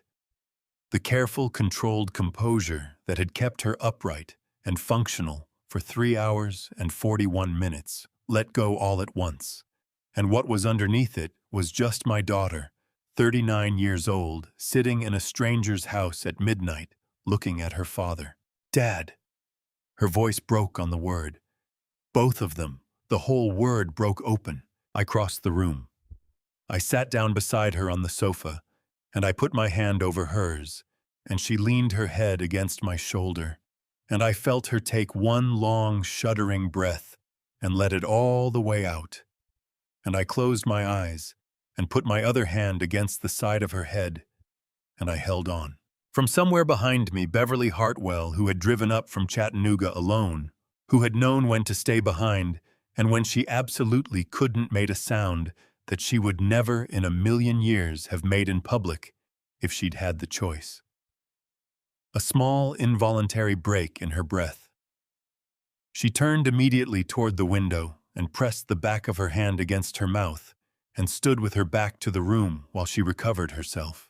3 hours and 41 minutes. That was how long it took from the moment Eugenia Weston looked into my camera on a rainy October night and told my daughter to call for her father to the moment I sat beside her on that sofa, and she pressed her face into my shoulder and finally let herself cry. 3 hours and 41 minutes. 3 hours ago, Eugenia Weston had looked directly into my camera lens and told my daughter to call for her father. She said it the way people say things they believe cannot be argued with, like a dare. Like the geography was the point, like the 3 hours between us was the answer to any question Elise might think to ask. She had made one miscalculation, and it was not a small one. She had assumed that distance was the same thing as impossibility. I sat on that sofa beside my daughter, and I let 33 years of professional composure do what it always does in the moments after the work is done. I let it dissolve. Slowly. The way snow dissolves when the weather finally decides to cooperate. There was no dramatic moment, no visible breaking. Just the gradual unwinding of the thing I had kept wound tight since the moment that footage appeared on my phone screen in the parking lot of the boathouse. Elise had stopped crying. She was still leaning against my shoulder, her breathing gone quiet and regular, her hands wrapped around the teacup Beverly had pressed on her before disappearing into the kitchen. The fire was almost out. The room, which had been constructed by Eugenia Weston to project power and permanence, felt now like what it was, an expensive and empty stage that had served its final purpose for the night. I looked at the fireplace, the mantel, the painting above it, something modern and large that probably cost more than several months of a working person's salary, and communicated nothing in particular about the people who had chosen it. I looked at the chandelier, dark now, and the long drapes drawn against the night. It was a beautiful room, I said quietly. Not to Elise specifically. To the room itself, maybe. It was built on the wrong foundation. Elise lifted her head slightly. She looked at the room with me for a moment. Then she looked at her father. "You came," she said. Her voice was low and stripped of everything except what she meant by it. I turned to look at her. "I never stopped," I said. She held my gaze for a long moment. Her eyes were still red at the edges, and there were the tracks of old tears on her face that she hadn't bothered to wipe away. And she was 39 years old, and she looked in that moment exactly like the 7-year-old who had once reached for my hand when a thunderstorm got too loud. Not because she needed my protection from it, but because she simply wanted me near. I had not forgotten what that felt like to receive. I had not understood until tonight how much I had been carrying the fear of losing access to it. I reached up and put my hand against the side of her face. She closed her eyes and pressed into it like someone leaning into warmth. From the kitchen, I could hear Beverly moving the careful sounds of someone performing small tasks, because performing small tasks is the only acceptable substitute for saying things out loud that are too large to say. The clink of a cup being set down, water being run. The particular rhythm of a person who has needed an outlet for their hands because their chest is too full to hold still. Beverly Hartwell had driven 2 hours alone from Chattanooga. She had not announced she was coming, and she had not asked permission. When I looked up sometime around midnight, and she had simply been there in the doorway, with her coat still on, and her keys in her hand, I had understood immediately. There are people who show up. Beverly had always been one of them. She appeared briefly in the living room doorway, now holding 2 fresh cups of tea, and she placed one on the table beside me, without looking at my face. She looked at Elise instead, and whatever she saw there made her square her shoulders and set her jaw in the way she did when she was refusing to allow herself the luxury of falling apart in front of someone who needed her to stay assembled. "The other one is for you," she told Elise.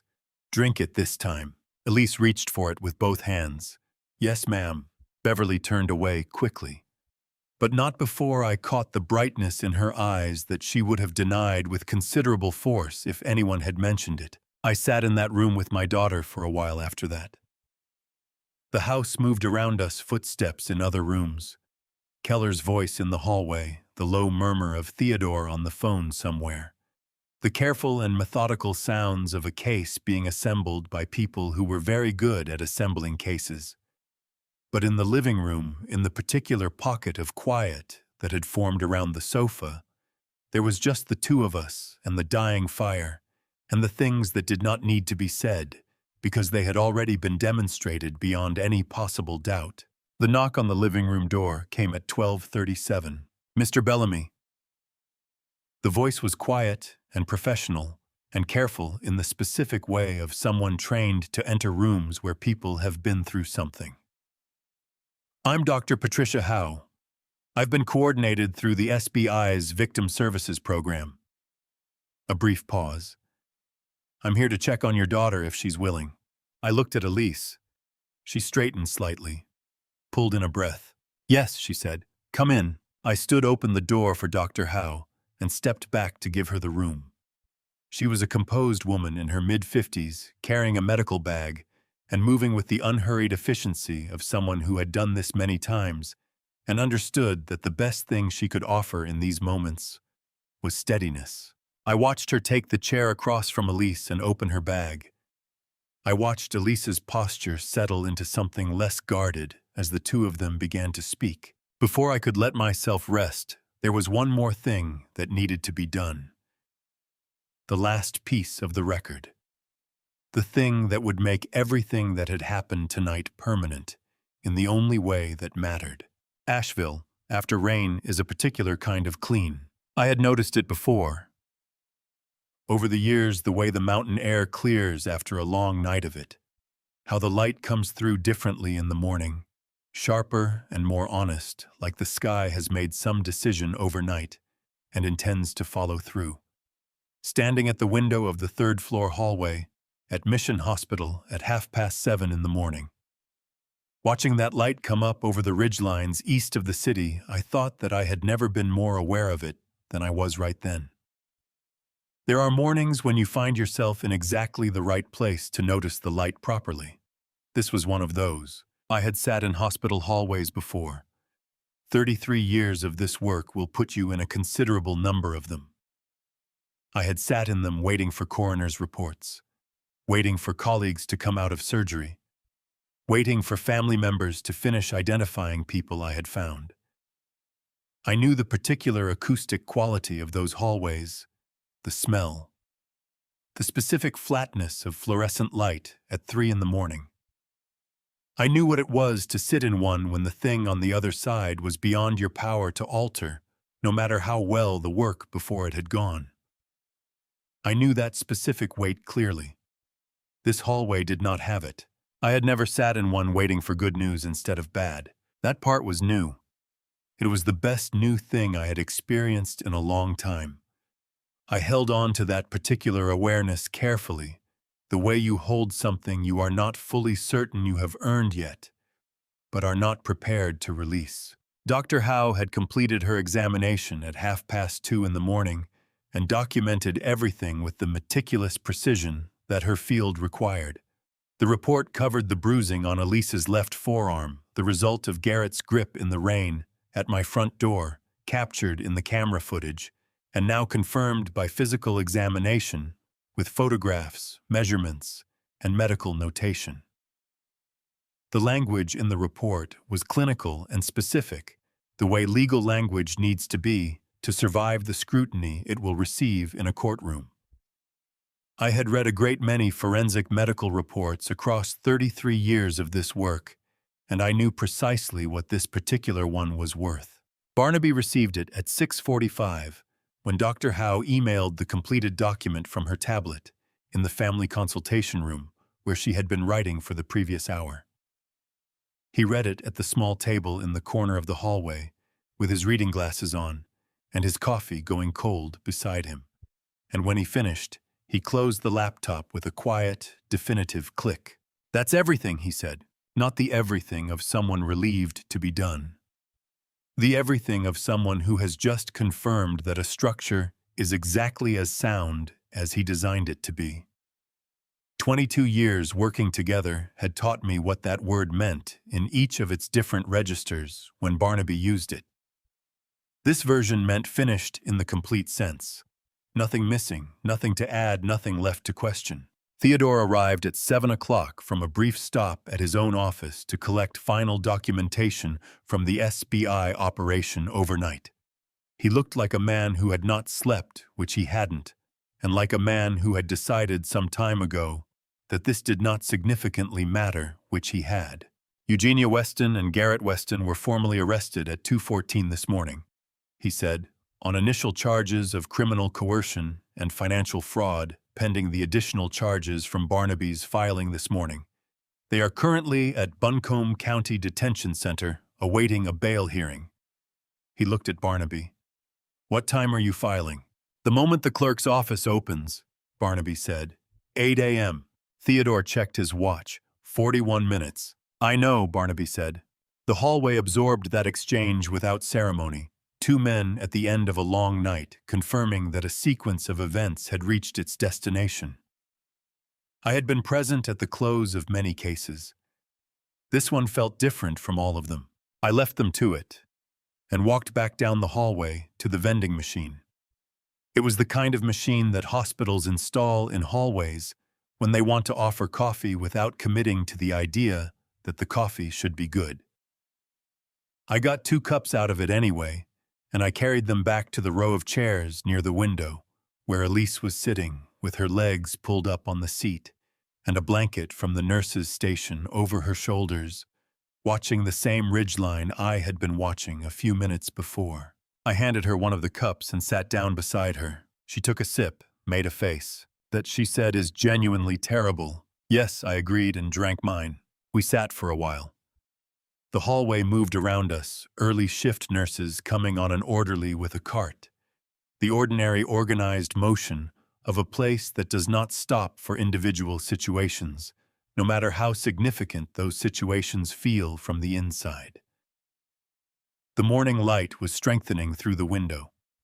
The ridgeline was going from gray to green. Elise turned the cup slowly in her hands. "It's over, isn't it?" she said.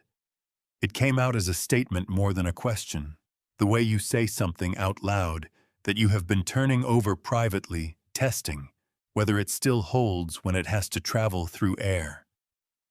I had heard that particular quality in a voice before the specific sound of someone asking the world to confirm something they need to be true, because hearing it said aloud is different from carrying it only inside. I looked at my daughter in the light of that hospital hallway, with her hair still carrying the traces of the previous night's rain, and her eyes clear and present and tired, in the particular way of someone who has come through something they will carry for a long time, but who is undeniably on the other side of it. "The hard part is," I said, "the rest is just paperwork." She looked at me for a moment, and then something moved in her face, something that had nothing to do with strategy or composure or the careful management of anything. The corner of her mouth pulled upward, then the other side. And then she laughed, quiet and tired and small, the laugh of someone who has been serious for so many hours that their face has nearly forgotten how to do the other thing. It lasted about 4 seconds. It was the most genuine thing I had heard all night. I thought that one. That is the one I am going to carry. Not the recording or the warrant or the footage or the fraudulent document Barnaby had lifted from the stack with careful fingers. All of those things had done their work. But they were what I had built from a distance of 3 hours. The thing I had driven those hours to reach was sitting beside me drinking terrible coffee from a vending machine. Barnaby appeared at the end of the hallway at 7:43, coat on, briefcase in hand, phone to his ear. He lowered the phone when he reached us. Eugenia's attorney arrived at the detention center 20 minutes ago, he said, requesting access to their client. I looked up. Let them, I said. Barnaby tilted his head slightly. It begins. I looked back at my daughter watching the ridgeline go from gray to gold in the morning light of a new Asheville day. She was still holding the coffee cup with both hands, and something in her face had settled into a quality I recognized, the particular steadiness of a person who has come through something very large and found the ground still solidly there beneath her feet. I set my empty cup on the windowsill and looked out at the Asheville sky, fully blue now, the mountains sharp and clear after a night of rain. Somewhere across the city, in a quiet street in Grove Park, a small black camera above my front door was blinking its green light at nothing in particular, watching an empty porch the way it always did, doing exactly what it had been built to do. It began last night, I said. This is just where it gets official. Barnaby nodded once, picked up his briefcase, and walked back down the hallway. I watched him go, and then I turned back to the window, and the blue sky over Asheville's eastern ridgeline, clean and sharp, and certain the way that sky always is after a long night of rain. In the weeks that followed, people asked me the same question in different ways. Former colleagues, neighbors, 2 journalists who found my address and left notes in my mailbox that I never answered. They all arrived at the same territory, eventually circling it from different angles. How did you know? How were you that prepared? How does a 70-year-old retired detective sitting in a restaurant in Tennessee on a Friday night have every piece already in place before the question is even asked? I always gave them the same answer. I was not prepared. I was paying attention. There is a difference between those two things, and it matters more than most people realize. Preparation implies a specific outcome anticipated in advance, a blueprint drawn for an event you have already decided will occur. What I did was something more ordinary and considerably more uncomfortable. I paid attention when something in my daughter's voice told me the temperature of her life had changed, and then I sat with that information until I understood what it required of me. 3 weeks before the night of October 14th, Elise called me from Asheville. The call lasted 22 minutes. She talked about the weather and a restaurant she had recently tried, and a book she was nearly finished reading, and whether I had replaced the porch light that had been flickering since the previous spring. She asked all of it with the careful naturalness of someone filling a conversation with exactly the right amount of content, so that no single part of it draws too much attention. I had spent 33 years listening to people talk around the thing they most needed to say. I recognized that quality of language immediately. The morning after that call, I sat down with Barnaby Sloan in his office on Merriman Avenue and told him what I had heard beneath the surface of what she said and what I needed to do. Irrevocable trusts in North Carolina require time when they are executed correctly. The documentation must be drafted, witnessed, and notarized.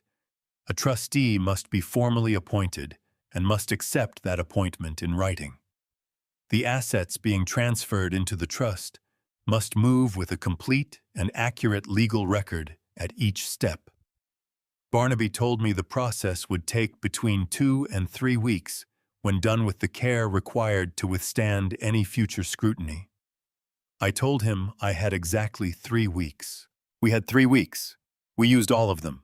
What the trust accomplished was straightforward in outcome, though the legal structure behind it was not simple. It transferred the entirety of my personal assets into an irrevocable legal structure, with Elise named as the sole beneficiary. The Grove Park property, the investment accounts I had built through 33 years of careful saving. A collection of financial instruments Barnaby had helped me build over the previous decade. All of it moved into the trust with documentation covering every element of the transfer. Once those assets entered the trust, I no longer owned them in any legal sense. The trust owned them. Elise was the beneficiary. This distinction matters under North Carolina's equitable distribution law, and it is worth stating plainly. In a divorce proceeding, only marital property can be divided between the parties. Assets received as a gift during a marriage are classified as separate property under North Carolina law. They cannot be included in the marital estate subject to equitable distribution. The assets in the trust were a gift from me to Elise as the named beneficiary. Whatever arguments Garrett's attorneys raised, those assets were not part of any conversation about the division of the marital estate. They had never been part of that conversation. Barnaby had seen to it. Nothing to divide, he told me 2 weeks after that night, sitting across from me in his office with the document stacks organized between us. The coerced documents will be declared void by the court contracts signed under duress, are voidable under established North Carolina precedent, and the evidence of that duress is both extensive and beyond reasonable dispute. He closed the folder and looked up. She walks out of this completely protected. He set the folder down. Garrett's attorneys will attempt a fraudulent conveyance argument. The timing of the transfer will be their angle. But the assets transferred were your separate property, not marital assets, and the trust predates any formal legal proceeding by 3 weeks. There is no marital estate claim that reaches it. On the criminal side, the weeks moved with the deliberate momentum of a case where the evidence has nowhere left to go except forward. Theodore reported that the fraudulent profit-sharing agreement Eugenia had inserted into the document stack had opened a financial investigation considerably broader than the events of October 14th. Questions about the origin of the funds being routed through Eugenia's private holding structure, about who else in the Weston financial network had been aware of the arrangement, and about how long it had been operating. The investigation was ongoing. Preliminary hearings were scheduled. Attorneys entered appearances on the record. The machinery of the criminal justice system, which moves at its own necessary pace regardless of urgency from any direction, began its work. Elise moved into the Grove Park house in the last week of October. We spent a Saturday clearing out the spare room and organizing the front bedroom, where the morning light came through at the angle she preferred. She brought 3 boxes of books, a pair of lamps that were better than mine, and a plant she had been carrying from one apartment to the next for 6 years that looked against all odds remarkably healthy. We argued briefly about the best position for the kitchen table, which was exactly the kind of argument I had been missing without knowing it.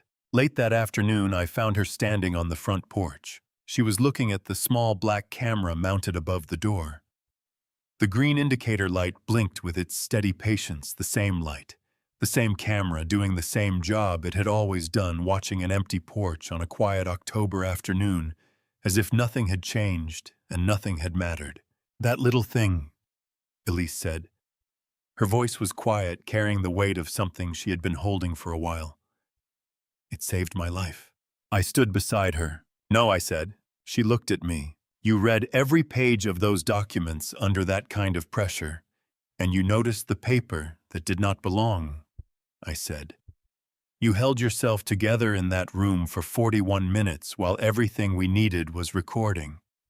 You made the decision to wear that coat. You trusted a plan that required you to sit perfectly still when everything inside you was telling you to do something else." I looked at the green light blinking above the door. "That camera recorded what you did. There is a difference between those two things, and it is not a small one. She was quiet for a moment. Then the corner of her mouth moved. Okay, she said. We both did pretty well. Yes, I said. We did.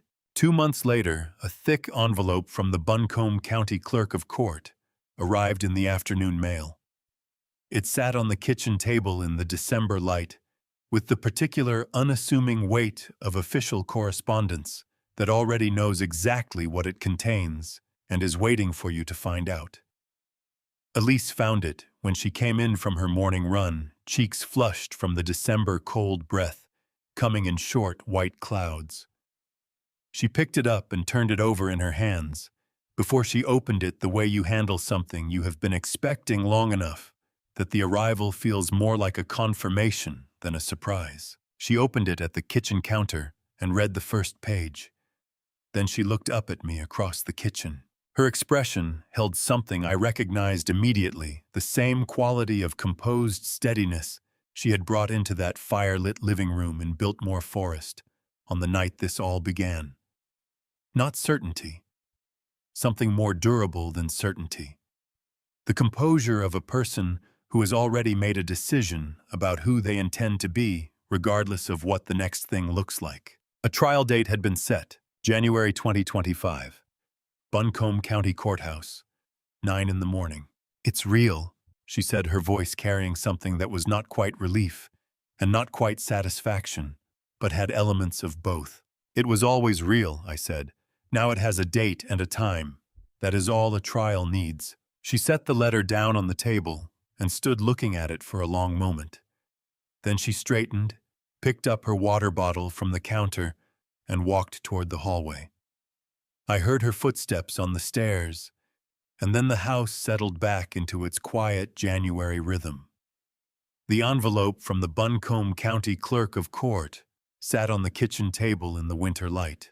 We were ready. We had been ready since the October morning when I sat with Barnaby Sloane and told him exactly what I needed to do and why. 3 months after October 14th, January 2025, Buncombe County Courthouse, Asheville. The building sits on College Street in downtown Asheville, brick and stone, and older than most of the things around it. The kind of structure that was built to communicate that certain proceedings carry weight. I had been inside it many times over the decades, always walking in through the side entrance with a case file under my arm and a working knowledge of exactly where I stood in the proceedings. This time I sat in the gallery with my daughter beside me. It felt different in a way I had not anticipated. Better in a way I had not allowed myself to expect. Judge Caroline Fitch entered at 9 o'clock, precisely a woman in her mid-60s with silver hair and the undemonstrative authority of someone who has been presiding over serious matters for long enough to find theater unnecessary. The bailiff called the room to order. Everyone stood. I had testified in courtrooms for 30 years, always as the investigator. Always as the person who built the case walked through the evidence, handed the narrative to a prosecutor, and watched it find its shape in the room. I had sat at the witness table more times than I could easily count under questioning from lawyers on both sides of everything imaginable. This time, when the state prosecutor called me to the stand, in the first hour of proceedings, I walked up as the father of the person who had been coerced. It was the truest version of the same walk I had taken countless times before. It felt, despite everything, like exactly the right place to be standing. I described what I had seen on the footage from my doorbell camera. I described the camera's capabilities, its installation, its recording of the night of October 14th. The prosecutor walked me through each element with the careful, methodical pacing of someone who understands that juries need time to absorb information before it can become conviction. I answered every question with the precision that 3 decades of testimony had built into me, and I watched the jury's faces as they watched mine. After my testimony, the evidence came in piece by piece. The doorbell camera footage played in the courtroom with the sound up. Every person in that room heard Eugenia Weston's voice coming through clearly through the rain. "Call for your father," See if the old man can reach you from 3 hours away. I watched two jurors in the front row look at each other when that sentence ended. They said nothing, but they did not need to. The voice-triggered recording was admitted. The state's attorney played the relevant section, Eugenia's voice comfortable and unguarded, talking about what needed to be eliminated and confirmed. By morning, everything Bellamy built will belong to us. The prosecutor let the audio sit in the room for several seconds after it finished, before moving on. The button camera footage documented the signing sequence, Elise's careful reading of each page the moment Garrett took the phone. Dr. Howe's forensic medical report entered as a physical evidence exhibit. The bruising on Elise's arm measured and photographed and described in clinical language that left nothing abstract about what Garrett's grip had done. And then Barnaby's paralegal submitted the fraudulent profit-sharing document as a separate exhibit with a 2-page memo from the state's Financial Crimes Division explaining in plain language exactly what it was and what it proved. Dolores Reyes took the stand on the second morning of trial. She sat in the witness chair with her hands flat on her knees, and she answered every question in the steady, unhurried voice of someone who has decided that a thing needs to be said and intends to say it completely. Each detail she provided matched the evidence with the accuracy of someone who was simply describing what they had witnessed. On cross-examination, Eugenia's attorney found nothing to move. There was nothing to move. Owen Weston was the last witness before closing arguments. He walked to the stand in a dark suit, and he sat down, and he told the courtroom what he had heard in his mother's house on a Sunday evening in early October. He spoke clearly, and he did not look at his mother's table when he spoke about her. He looked at Garrett once when he was describing Garrett's role in the conversation he had overheard, and Garrett looked at the table in front of him and did not look up. I had expected to feel something watching Owen testify. Anger at the months he had waited, complicated gratitude for the call he had finally made. What I actually felt watching him sit straight in that chair and account for himself honestly in a public room was something simpler, something that did not require analysis. Judge Fitch read the verdicts on the afternoon of the third day. Eugenia Weston, guilty of criminal coercion conspiracy to obstruct justice money laundering. The sentencing phase would follow in 6 weeks. Garrett Weston, guilty of criminal coercion and aiding and abetting. A separate sentencing date. As the court officers moved to lead Eugenia from the room, she turned.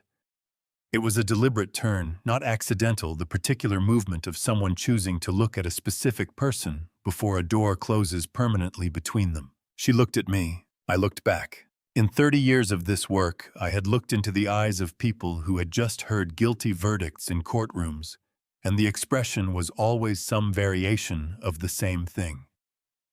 Surprise beneath whatever surface they were presenting.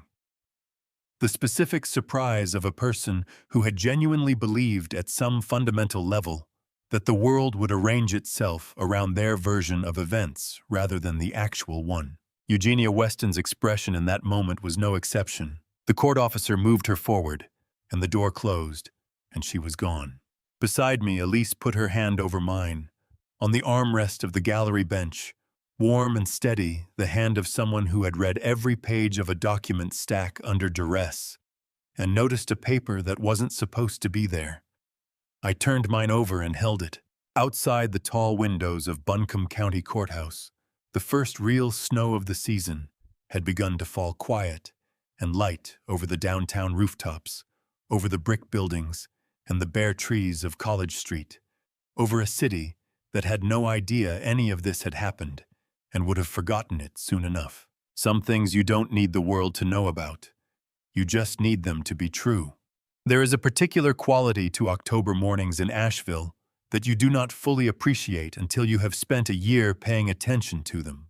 The light comes in low and gold through the oak trees, the same trees that line the Grove Park streets in both directions, turning the whole neighborhood into something that belongs on a canvas. The air carries a specific, clean, bite mountain autumn, the kind that is not yet cold enough to be unpleasant, and is past the point of being merely comfortable. the kind that makes a cup of coffee on a front porch feel like a considered choice rather than a default one. I had sat on this porch every October morning for 11 years. I had never sat on it the way I sat on it now. A year ago this week, I was in a restaurant in Tennessee with a glass of bourbon I had not touched in 20 minutes, watching ice dissolve in the amber, while my colleagues talked around me, not yet knowing what my phone was about to show me. A year ago. It felt some mornings like yesterday. Other mornings it felt like something from a previous chapter of a book I had already finished and put away on a shelf. This morning it felt like both.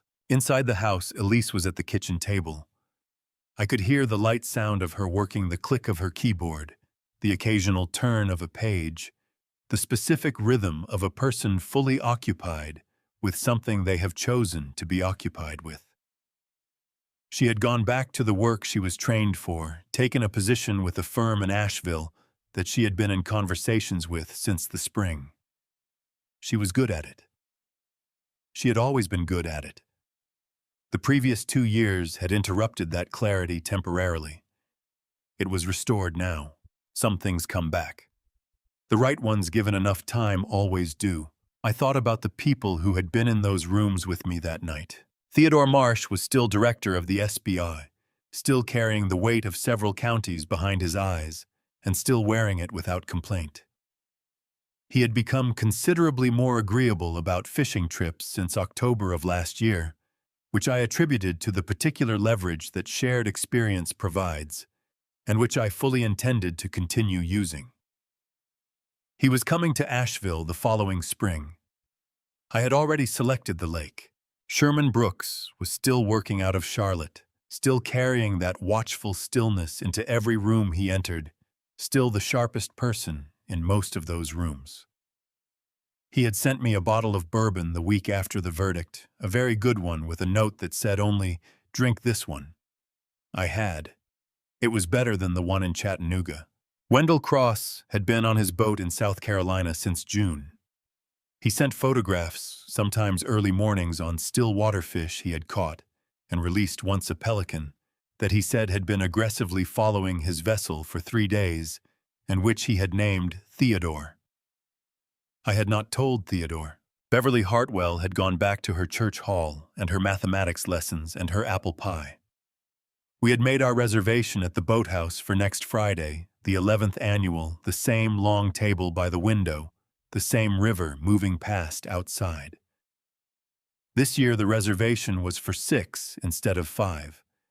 Elise had said yes before I finished asking. Owen Weston had left Asheville in February. He was working in Raleigh now, as far as I understood, something in commercial real estate, which was work he had done for years before everything. He called every few weeks, always asking the same thing. How is Elise doing? We always gave him the same answer. She is doing well. Better than well. He always sounded like a man who was receiving something he hadn't expected to be allowed. Dolores Reyes was working for a family 3 streets over from the Grove Park house. I had not arranged it, obviously, and she had not asked me to. But a conversation I had with a neighbor in November had led through the natural movement of information in a quiet neighborhood to an inquiry, and Dolores had accepted the position in December. She was happy there. That was the word the neighbor used when I asked once casually how things were going. Happy. It was a sufficient word. As for the Weston estate in Biltmore Forest, Eugenia's attorneys had attempted several procedural maneuvers before sentencing that accomplished nothing except demonstrating that a very good brief is not the same thing as a persuasive one when the evidence is what it was. She was serving an active sentence. Garrett's was shorter. The divorce had been finalized in March, the coerced documents voided by the court, the marital assets divided under equitable distribution law. With the irrevocable trust intact and Elise's separate property correctly classified, Garrett walked away with exactly what he had brought into the marriage. The front door opened. Elise came out with 2 cups of coffee, not the vending machine variety, which we had both agreed in the hospital hallway deserved a strong word, but the real kind made in the kitchen from beans, she ordered from a small roaster in Weaverville. She handed me one and sat down in the chair beside me and pulled her knees up and looked at the October light coming through the oaks. "You're doing the thing again," she said. "What thing?" "The porch thing, the thinking thing. I was looking at the trees." "You were thinking," she said. "You look different when you're thinking than when you're looking at things." I drank my coffee. "I've been told that before." "I'm sure you have." She tucked her feet further under her and wrapped both hands around her cup. "What were you thinking about?" I looked out at the street, at the gold light, at the oaks, at the small black camera above the front door, green light blinking steady and patient, doing precisely what it had always done. "Last October," I said. She was quiet for a moment. Not the passive quiet of someone with nothing to say, but the considered quiet of someone choosing how to say something. "Me too," she said. "Sometimes." I nodded. "And then I come out here," she said, "and there's coffee, and the trees look like that, and it gets easier to be in this October instead." I looked at my daughter in the morning light. 39 years old, both hands around a coffee cup, watching the oak trees do what oak trees do in October in the mountains of western North Carolina. She was right about the trees. She was right about a lot of things. Eugenia Weston had looked into my camera on a rainy October night a year ago and told my daughter to call for her father, to see if the old man could reach her from 3 hours away. She said it like the distance was the answer, like geography was the end of the story. She was wrong about that. I reached her. 3 hours of highway and mountains and the specific urgency of a person who has decided that distance is not a factor. I reached her. And every morning after that, every morning, she comes through the front door with 2 cups of coffee and sits down in the chair beside me. In the October light, I am still reaching her. That is what reaching someone looks like. Not one night, not one drive, not one warrant, and one unit, and one iron gate swinging open in the Asheville dark. All of that mattered. All of that was necessary. But what it was in service of what it was all pointed toward was this. This porch, this light, this ordinary, extraordinary morning. The camera blinked its green light at nothing in particular. The Tennessee River, 500 miles southwest, was still moving the way it always had, wide and dark, and entirely indifferent to what happened on its banks, the same river it had been on the night I sat beside it in a restaurant and felt my phone begin to vibrate, and made the decision, the only decision available to me, to answer. I answered. I kept answering. I am still answering. I have been asked what I take from all of this. No document, no signature, no clause is worth more than the person in front of you asking you to trust them. I know this now. I wish I had known it before any of it started. I am not a particularly religious man, but I believe God is in the details in a 3-hour drive, a camera's green light, a daughter who held completely still and gave them absolutely nothing. This is a family story. Like most family story worth telling, it is also about what happens when money enters and trust quietly leaves. Family betrayal does not arrive loudly. It arrives in legal language and careful smiles. And the hardest part of family betrayal is that you rarely see it coming from the people who should have been standing beside you. Don't be like me if you recognize the signs of family betrayal, early act on them. Don't wait until the papers are signed. Don't mistake silence for loyalty. Don't let a family story like this one become yours before you're ready to fight back. I got lucky. Not everyone does. If something in this story stayed with you, leave a word below. Share it with someone you think of when you hear the word trust. If you haven't subscribed yet, do it now. What comes next is worth staying for. Thank you for being here all the way to the end. It means more than I know how to say.